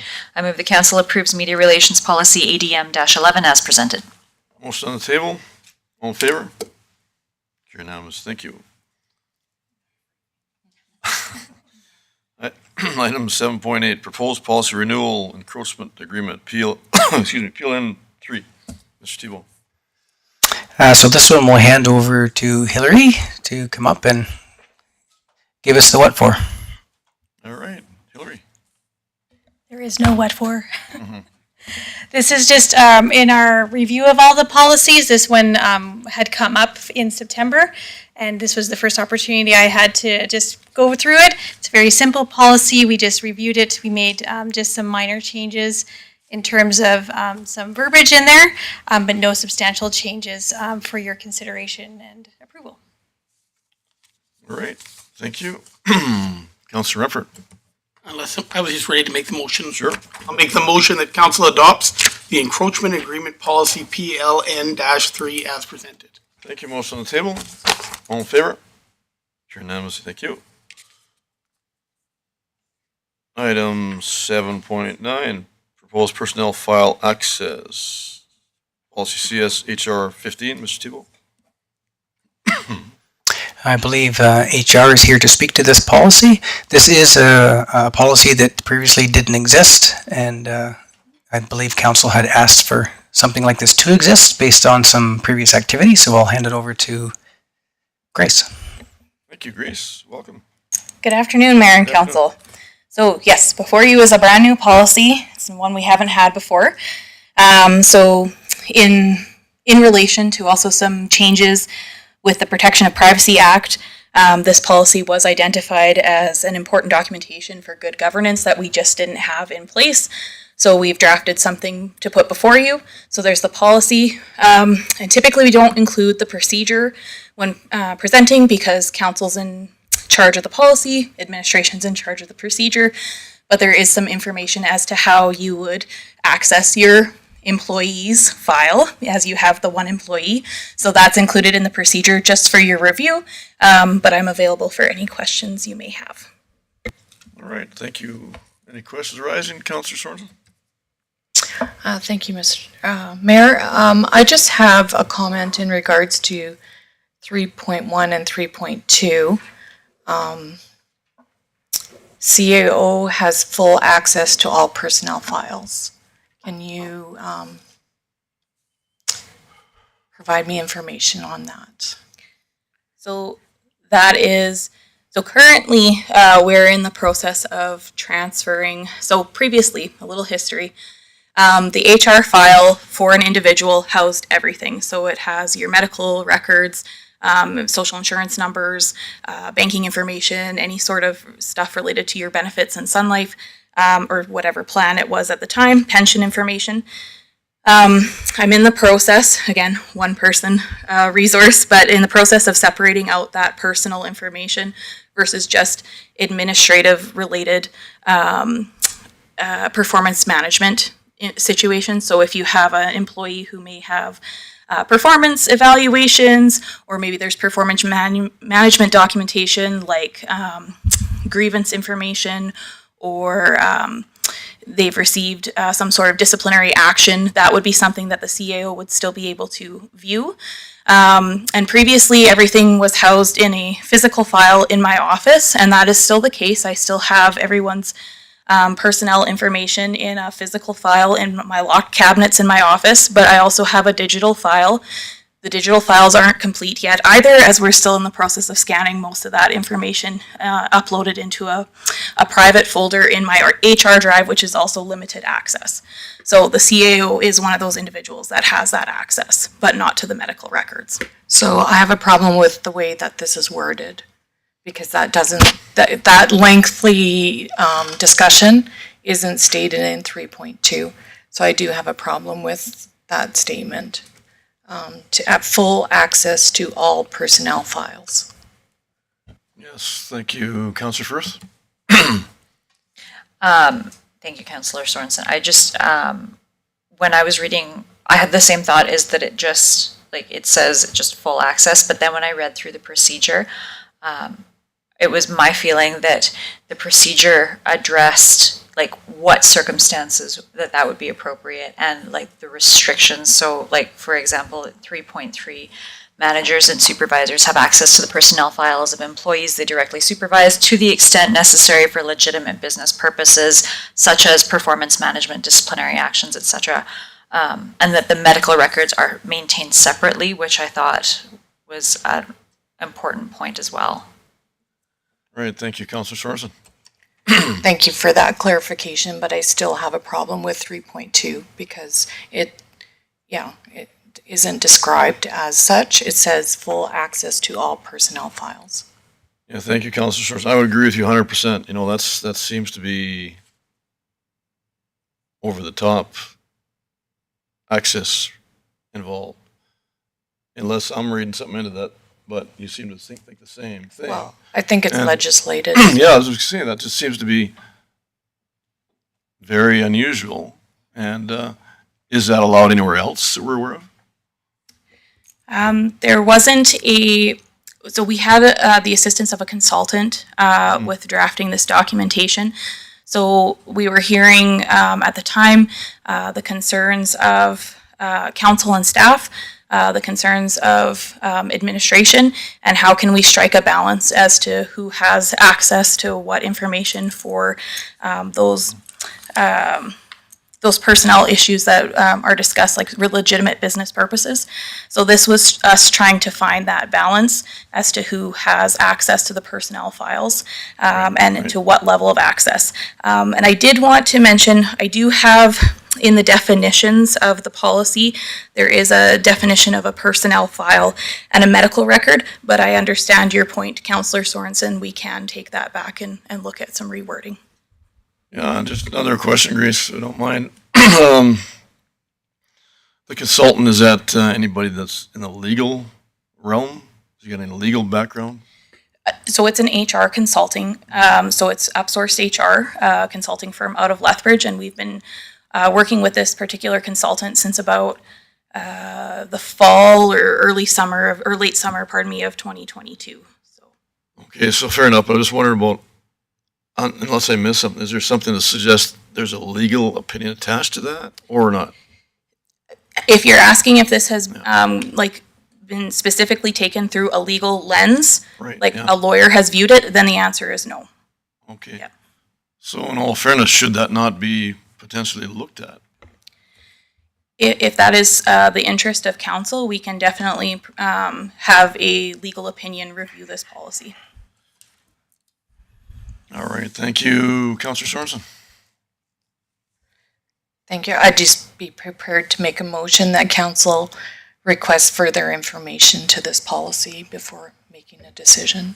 All right, thank you. And Councillor Sparks, you had a question? I'm just not sure where fellow councillors are going with this, because the CAO should have full access to these documents. If the HR manager has full access to these personal files, why wouldn't the CAO? He's running the organization. He's the one that has, if there's an issue, I'm sure we'll consult with the HR manager. But these files need to be readily available for the CAO to be able to peruse if there's a personnel issue. He has to have access to these. So I'm not sure what the issue is with this, because in any other organization, you can call a manager a CAO. Most managers have access to their employees' personnel files because they need to have them at times. There are times when things happen, and these files need to be there for the CAO and whoever else can look at them. I just don't understand, if the HR manager has access, why your CAO, who runs this organization, would not have access to these personnel files. All right, thank you, Mr. Thibault. Grace already made mention, Mr. Mayor and Council. I just wanted to point out there are definitions under 5.1 and 5.2 which describe what a personnel file is. We could certainly put in more definitions as to, but it is separating out people's personal medical records from what exists in a personnel file. Anything in that personnel file, I very likely would have already seen at one point in time. It would have crossed my desk once for sure, so that's why those are in the definitions. But if there's a more refined definition, that is sort of telling you what a personnel file is versus a medical record. So while I understand the wording has full access to all personnel files, it's meaning things that are under 5.1, not every single thing that is in the file. So we could make adjustments anywhere council likes, but I just wanted to clarify. We say personnel files because there's a definition of what a personnel file consists of. All right, thank you, Councillor Sorensen. Yeah, I just need clarification because there's other departments that you're managing, and so are you gonna, take out everything of every department, like for the police department, and like you have other files, other divisions, and what information is everybody privy to? So I do think that we need to just take a step back and make sure that we're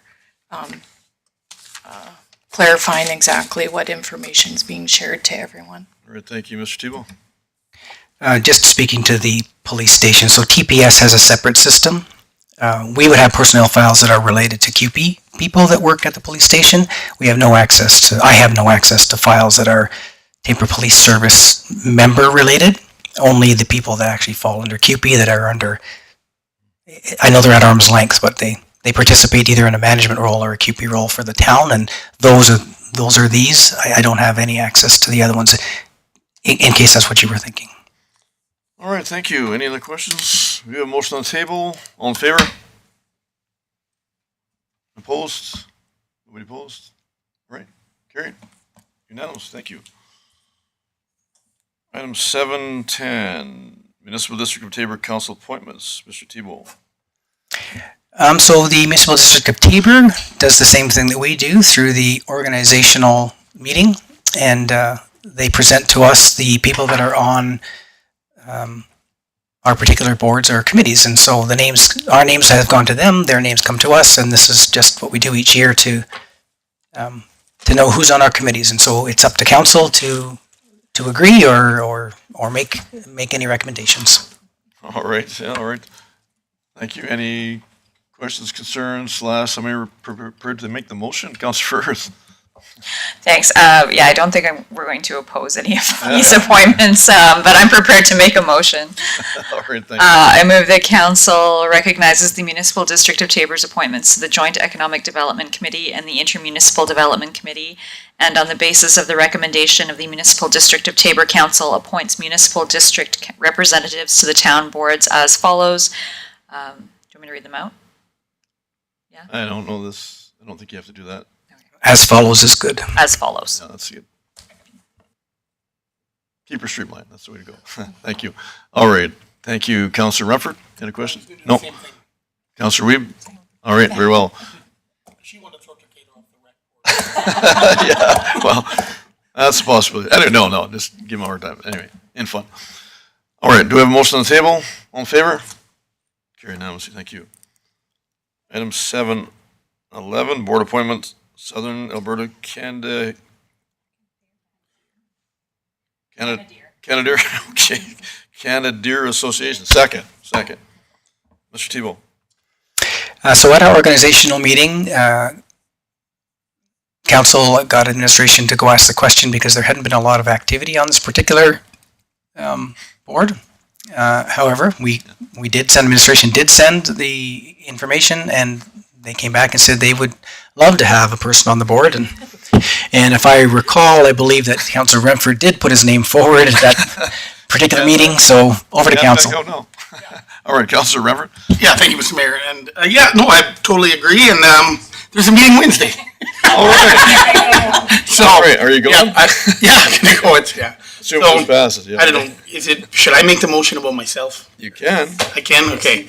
I make a motion that a council appoints Councilor Renford to the Southern Alberta Canadian Association Board until the 2026 organizational meeting. All right. Thank you. Motion on the table. All in favor? Unanimously. You're going Wednesday. Thank you. All right. Item 712, fee waiver requests, bleacher use. Mr. Thibault. So in your package, there's a letter that has come from the Church of Jesus Christ of Latter-day Saints. They used to put on their nativity scene here in Confederation Park, and they would go through the special application process for the stage and get the bleachers. Prior to that, I don't know what year it was. I think the letter might say they used to do that on their own grounds, and so they're reverting back to wanting to go on their own grounds on the grass you would see on 50th Street. They really enjoyed the bleachers when they were here, and they would get that use of the bleachers with the renting of the Cornfest stage. So this is them asking for, because we do have in the fee by law a rental charge for the bleachers, and so as per the letter, I'll leave it to council to decide. Thank you. Any questions, comments? Councilor Firth? Thank you, Mr. Mayor. Through to administration or to any members of the rec board. So did this request previously come through the waivers on the recreation board? No, it did not. This wasn't a waiver for a community for the whole event, I guess. And they wouldn't have. I don't know that they even came in time. I think the cutoff is October sometime. So I don't think it made its way through to the rec board in time. Okay, but in previous years, when it was at the Cornfest stage, was that waived as part of the Recreation Board waivers? I don't believe they ever came through and asked for a waiver that I know of, unless Recreation knows differently. I don't think that they ever did. I think they did pay for the Cornfest stage and Okay. go through that process, special application process. Okay, thank you. All right, any other questions? Councilor Weep, you had a question? I just had a question if you could give me more information about the staff time it takes to coordinate the pickup, setup, and removal of the bleachers. Who would be the best to speak to that? Is that you, Mr. Egan? Is it Public Works people that actually do that? Not in stone, Chris, not in stone. All right, Chris, you go ahead. I'm making the assumption that we use a front-end loader with forks to actually move those particular bleachers. And so we're probably looking at about an hour and a half of time to move them one direction, and then same amount of time to move them back to the to Confed Park. All right, thank you. Councilor Sorensen? I was just prepared to make a motion. I think it's a great community event and we should support it.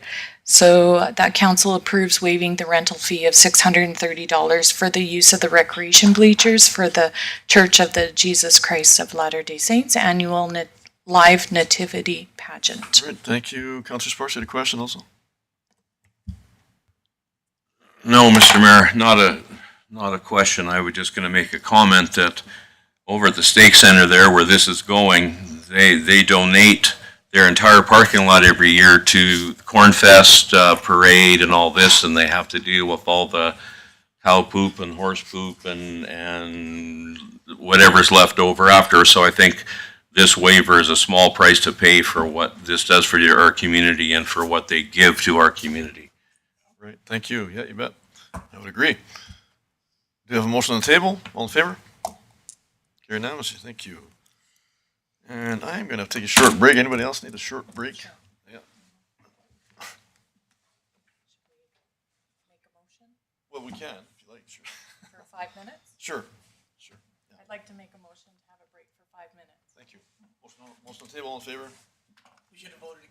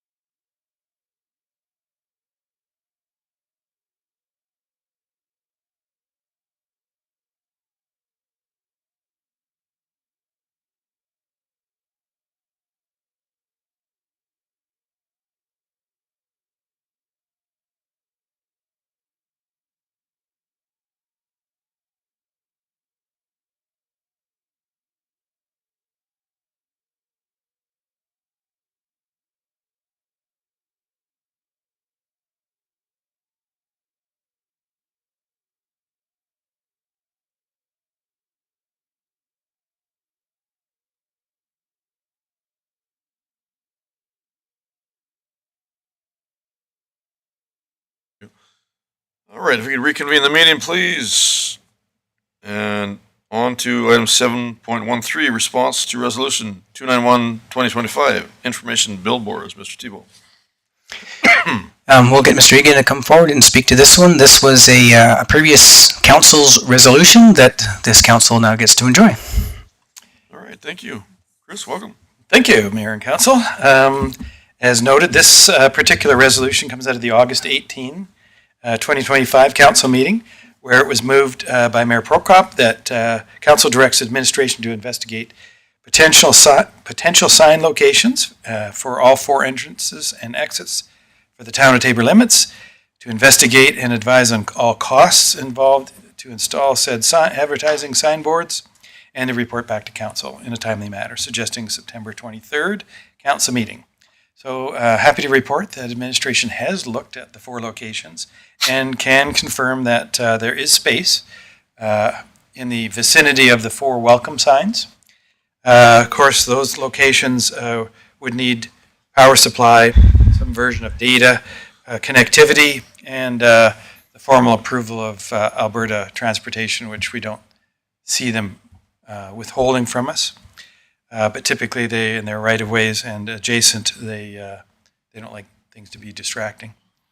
The administration has created an opinion of probable cost for the 4 locations of $960,000. And we'd also bring to council's attention that because of the locations of the 4 signs and their size, the advice that we would provide would be there'd be an annual operating expense as well that would include professional maintenance of the signs, since we don't have that kind of technical ability, and likely a new communications position to monitor the information and maybe assist in creating designs. When you have fairly good-sized billboards, you want them to be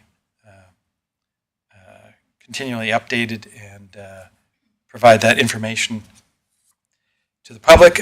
We'd also suggest that council consider, if they were to consider doing the 4 signs, that council also considers upgrading the 2 signs in the Civic Center parking lot to the same new physical signs, because they'd be, we wouldn't have trying to be running 2 separate communications programs and software, one for the old and one for the new, and with the 1 set of signs in 5 locations, we would just have the same material on all 4.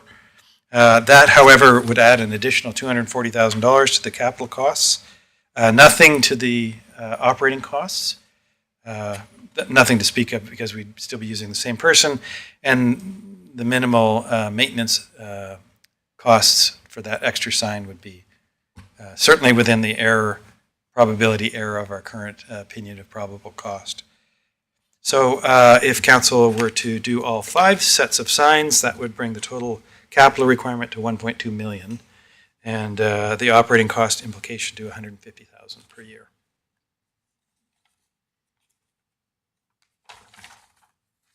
All right.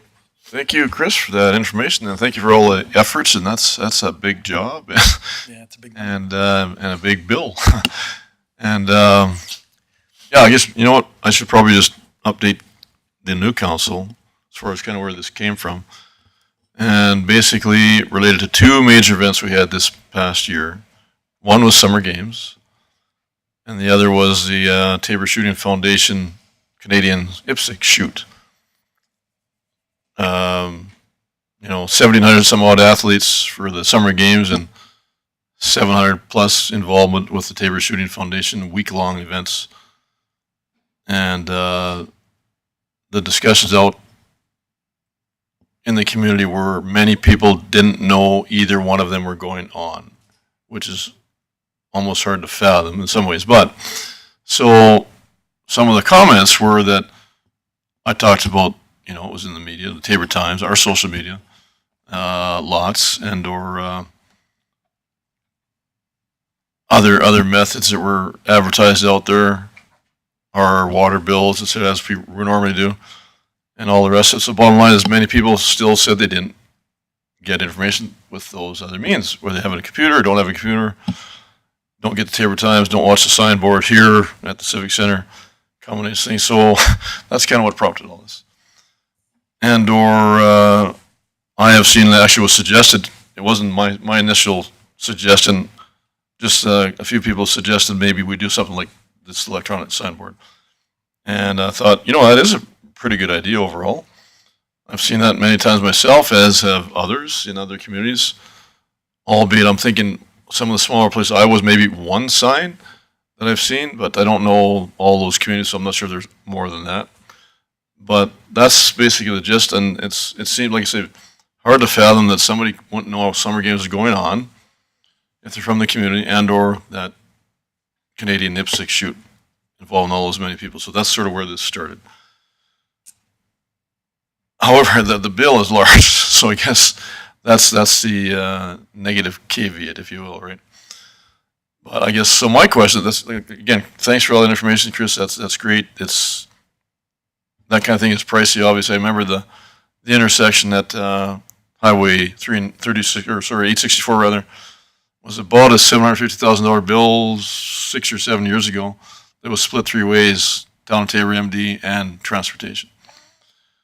And in fact, we pushed as a town of Tabor for that for several years, and transportation finally suggested the tri-party method.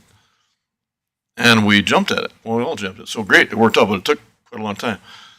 So I guess to me it's, and many others, it's important to have proper advertising. Not that we don't have good advertising, but some don't seem to see those locations where it's actually advertised. So that's what that's all about. So welcome to any questions or comments, and that's kind of where it stands in large bill, and or is there a possibility for some reduced kind of a option for cost? So yes, typically the costs all come from the scope of and the extent of what you prefer. So the obvious one being, if we just wanted to do the 4 new signs, that would reduce it under $1 million. If you just wanted to do one sign, there'd be a proportional reduction for that as well. You'd probably still incur the annual operating costs in some fashion, because it would be new technology but some of the considerations that we looked at the different technologies, or the modern, everything from the good old style sandwich boards and wallpaper kind of billboards, and the current standard is electronic. And as soon as you get them out on highways, then the consideration for the size of them, they're fairly big. They're over 2 meters tall and proportionally almost 4 meters wide each. All right, okay. So, which reflects in the structure you need to hold them and the foundations you need so the wind doesn't blow them over and cause trouble, all that kind of good stuff. But for sight distances and just visibility, people being able to read them as they're driving to the town or away from the town, you need something substantial. So order of magnitude wise, we're pretty comfortable that we're in the right ballpark. I'm sure you won't are. be 5 million, but it also wouldn't be 250,000 for 4 signs as well. Okay, thank you. Councillor Sorensen? Thank you, Mayor, and thank you for the information, Mr. Egan. And when you're driving through communities, now I know why it's just a wooden sign and not an electronic billboard. Like if there's any appetite in us being able to add something to our current existing Welcome to Tabor, but just it not being digital, just, like an announcement board of some sort. I'm not sure, but obviously this electronic, this digital sign is quite a costly thing. And unless we get some type of grant or something, I don't know if it's feasible. All right, thank you. Councillor Firth? Thank you, Mr. Mayor. I do understand that it's a lot of organizations have similar comments. It's hard to get the word out. It's hard to be able to hit every single person in the community. And because everybody consumes information differently. But from your examples, I think the Summer Games was a Town of Tabor hosted event, but IPSC was an event that was it was not affiliated with the town of Tabor. So in that case, I don't know that the town of Tabor should be necessarily responsible. Like that organization would be responsible for their own advertising. And I mean, they would certainly be able to utilize our digital sign, which a lot of organizations do. And that's kind of my point, is we do have an electronic sign already, and just based on the proposed budget for this, I think it's cost prohibitive, and I can't support it in the iteration that it is right now. All right, thank you, Councillor Sparks. And thank you, Councillor Firth, for that comment, because 1.2 million for 5 signs with $125,000 a year maintenance, the same people will still not know that things are going on. And so I cannot support this at all, and I just want you all to know that this 1.2 million for 5 signs was more than it cost to build the Aquafund Center when it was originally built. Thank you. All right, thank you, Councillor Rumford. Thank you, Mr. Mayor.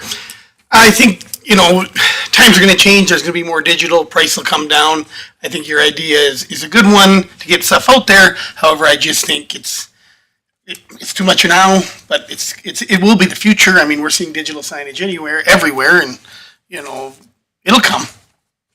Yeah, no, absolutely. No, I would agree. It's a huge bill. I wasn't expecting near that kind of bill. But anyways, it's in some ways I'm not completely surprised. But I guess, Megan, do you mind if I ask, as a resident communications expert, do you think is there something we're missing, or something you can offer as a suggestion even that we're not doing, that we could be doing?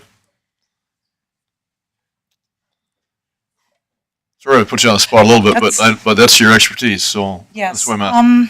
I would say this is a solution where we haven't identified the problem. The problem is, as you mentioned, it's on social media. These events are posted in posters. People are screaming from the rooftops, things like that. There is a level of apathy that I don't think that we can address with signage or town criers or more on social media, things like that. I don't think this is a good solution, and I can say with certainty that this has been a discussion through the Alberta Municipal Communicators Group, where we discuss these kind of ideas, and this is a common one that comes up with councils. And I can count on one hand, half the hand, how many communicators would actually recommend this. It's not only cost prohibitive, as council's already identified, it's staff prohibitive, the amount of rules that you'd have to put into it, and it's not going to get you what you want out of it. Because again, people are just going to ignore it, or it's going to become a traffic issue. We already have one that people ignore. They ignore the posters. So I think there's better ways to get the community knowledgeable and involved in events and things like that. And I do not, in my professional opinion that you're asking for, I do not believe this is it. All right. Thank you, Megan. Appreciate that. All right. Any other questions, Councillor Sparks? Sure, absolutely. Make the motion that council receives administration response to resolution 291/2025 for information. Thank you. Motion on the table. All in favor? Carried unanimously. Thank you. All right, item 7.14, information for council. Mr. Thibault. So there's 2 items under here. The first one is to do with the annual FCSS report. Typically, I would call on our Councillor Beckering, who would help me with explaining all this report. I know that I believe it was Councillor Firth who's now with FCSS, so I don't know that you have anything to offer, because I don't know you're a part of this or not, but other than what's in the report, I don't really have much more to offer. Okay, thank you. Councillor Firth, probably a little too soon, maybe, or you want to add to it? I attended like a 30-minute orientation for FCSS, so I read the report, so I know about as much as everybody else knows. Okay, fair enough. Thank you. Any other questions, comments? All right. Item number 2, I have Amy Allred, who will come here and explain. So this was, I think it was a request from Councillor Sorensen, just wanting a bit more information about the NRED grant and what it is that this global initiative was all about. And so if we get Amy will explain that. right, thank you, Amy. You go ahead. Good afternoon, Council. Good For those of you I haven't met yet, I'm Amy, the Economic Development Manager here. And in September, Council asked for an update on the current NRED grant project that we have going on. So NRED is short for the Northern and Regional Economic Development Grant through the province. So we partnered with the MD last year to apply for a grant to flesh out some ideas from our regional marketing plan that we put together and to start to promote our region on a wider scale. The goals of the campaign are to increase foreign investment directly into agri-food, logistics, and warehousing industries, to increase global awareness and attract investment by demonstrating the region's strengths, to strengthen Taber region's role as a key export hub for Canadian goods with a focus on agri-food processing, and to differentiate Taber from other global competitors through showcasing our distinct advantages, including proximity to the border, irrigation infrastructure, and agricultural capabilities. The project included 3 deliverables. The first was creating investor booklets and materials in multiple languages, which we have received this. The second is hosting a site selector and stakeholder visit to further promote the region, and that is in the works. And the third is launching a 6-month digital ad campaign with static assets and a video. So we'll focus on that for the update today. So the goal of the online campaign is twofold. The first is labor attraction, so focusing on key demographics. They're important to help draw skilled workers to the area, as we know no investor is going to invest somewhere where there isn't the people or skills required to support them. And second, investment attraction with key demographic areas being the US, Western Europe, and Southeast Asia. A series of 43 static ads have been created with the Taber region branding. As you'll see, there's some examples in your packages. 17 are targeted toward labor attraction and 26 toward investment attraction. The online campaign started August 1st, and our analytics are reviewed continually to ensure we keep funneling the funds into the ads and campaigns that are receiving the most attention.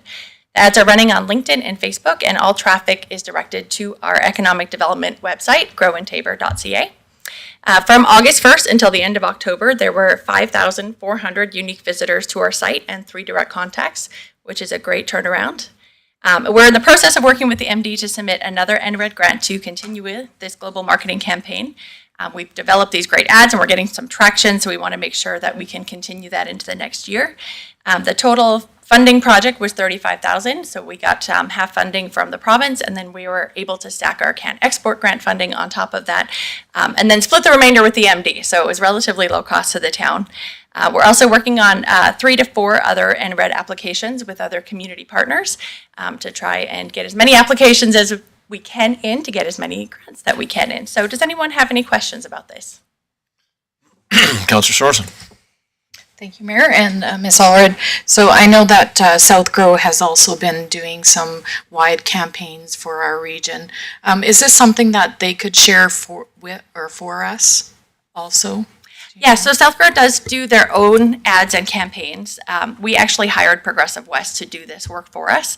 So they are also kind of South Grow. They run both of those. So they do work together with their targeting and ads through the analytics on both of those. Right, thank you. Any other questions? Right, thank you, Amy. Okay, thank you. Thank you. That's it for information, Mayor. No resolutions or motions required for. All right, perfect. Thank you. We are on to standing item council requests. Councillor Renfro, did you have one you were talking about? Nope. Oh, you did? Okay, okay. Anybody else? Councillor Sorensen? Thank you, Mr. Mayor. And just maybe to forward our discussion with the Meadows and the Condo Association, and I was wondering if there's a need for us to have a condo board, for us to meet with the residents. I know that we're a major player in that area, but it seems like they need a voice or they'd like to share their voice. So I was wondering if maybe administration can, or Darren, maybe you can answer that. I can. Douglas Bergen and administration have been having some conversations because we're getting to that tipping point where it's going to be pretty close to 50-50. And so we are looking at giving them a voice out there. They are paying the condo fees. So we're not quite at 50-50, but I think given the activity that's going on out there, we are going to start the condo board itself. And of course, Douglas Bergen and the town will make up part of that board until there's no longer a need for that. But there is enough residents that we're not quite there, but I think we've had the conversations. We just haven't actually formalized the board at this point. Mr. Tebow, when you say 50-50, that's half are in favor of that, half are not, kind of thing right now? No, the ownership in the Meadows. So we're getting to the place where ownership is 50% the town and Douglas Bergen as a partner and 50% private ownership out there. Oh, I see, okay. So once we reach that point, that was always in the condo documents to say that we would create a board. It just right now, we can decide what we want because we're 50 plus 1%, so we can. Okay, fair enough. We can do whatever we want, but it's probably not a bad idea to at least start holding some meetings. Okay, so, all right, Councillor Sparks? Just, I'd really appreciate it if someone could explain to me why we have a standing item in council. All council, as it says in the MGA, when anything is brought to council, they are supposed to, everyone here in this meeting is supposed to have the same information.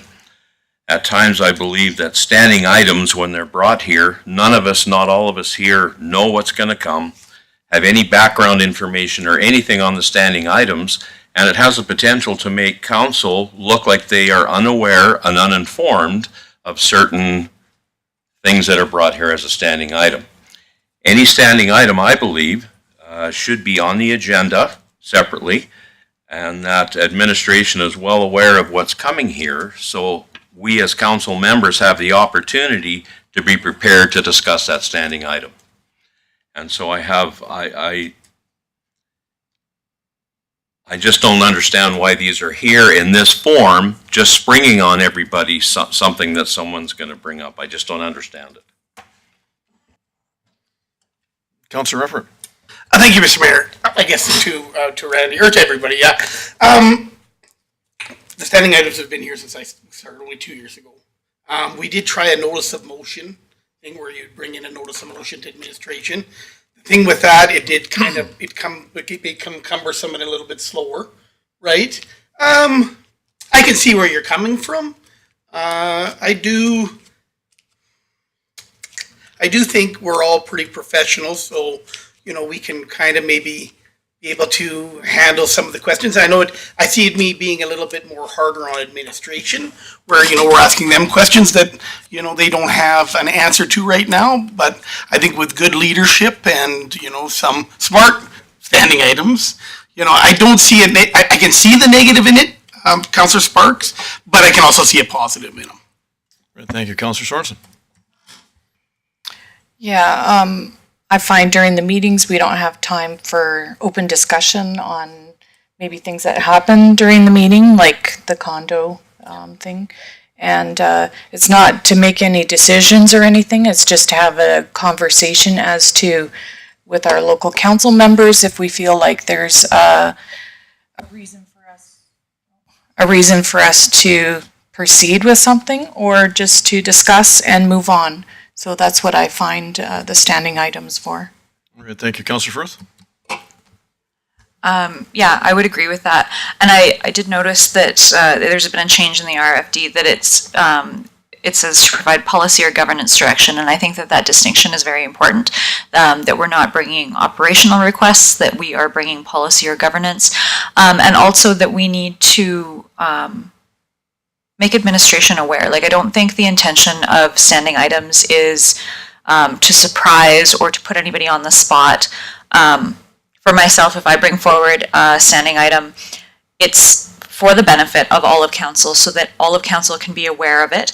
And I'm not expecting an answer or a resolution or unnecessarily even a motion that evening. I'm quite happy to have it brought back for administration to take it away, bring back any information that's needed so that we can make an informed decision as a council. So I don't know if there's maybe like a miscommunication or like as to the intention of it, but I don't, and perhaps my interpretation is different than administration's would be, but yeah, I don't think the intention is to spring something on somebody unaware. Yes, thank you, Councillor Firth. I can speak to that for sure. And I'm not sure when this exactly started. But as I recall, it's at least in my time, in the last 8.5 years as mayor, it's been a stand item council request agenda item.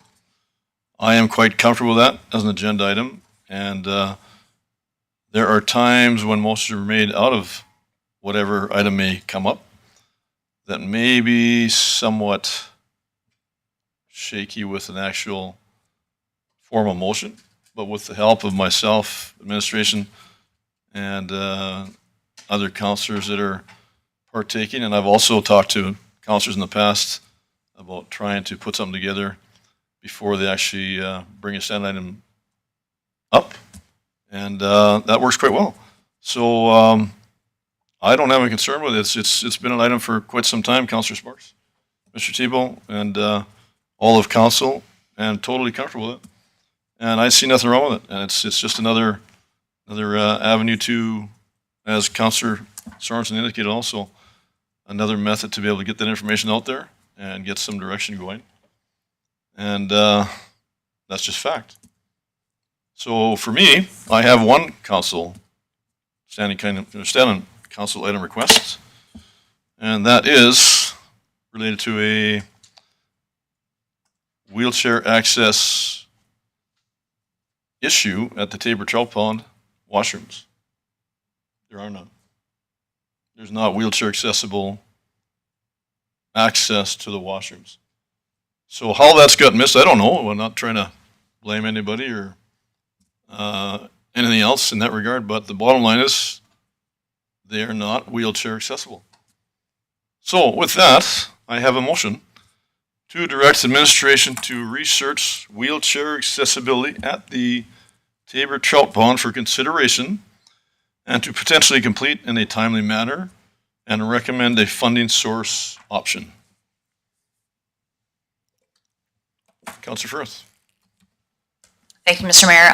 As noted before, there's been a clarification for standing items to provide policy or governance direction, and I don't know if this particular motion is that. It feels a little operationally. Councillor Sparks. Thank you, Councillor Firth. My point exactly. This is totally operational. If this was on this agenda, if this item was on the agenda, we would all have an opportunity to research this and come here prepared instead of having a motion such as this sprung on us as council. I cannot support this, even though it's an awesome thing. If that is an issue, it needs to be dealt with, but I don't think this is the proper way for this to be handled. Thank you. All right, thank you. Any other questions, comments? Do you have a motion on the table?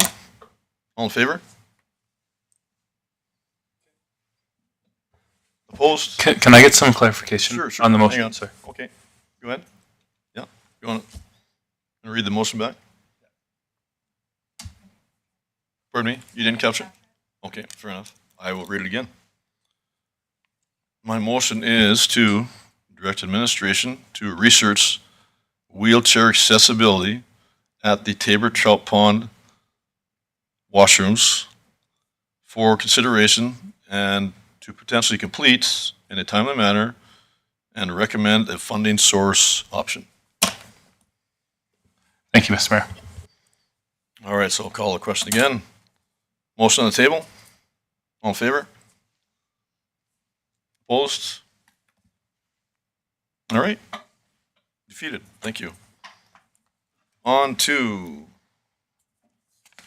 where are we at? Delegation, no delegations. Councilor Sorensen. Thank you, Mr. Mayor. So there's a recommendation. So normally for recommendations, it's to make a motion. So are you asking for a motion for standing items?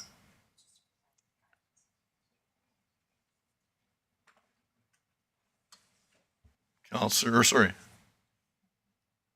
Ms. Gilbertson, sorry, Brittany, yes. Not counselor. That's actually always been the recommendation, so that hasn't changed. It's just letting you know what the intent was behind it, but yeah, there's no need. Oops. All right. Okay, saying that. Delegations, there are no delegations. Meeting inquiries, Mr. Tebow. Same as usual, we have none. No meeting inquiries, surprise. Okay, thank you. All right, I would ask for a motion to move into our meal break then. And 30-minute meal break. All right, motion on the table, all in favor? Carried unanimously, thank you.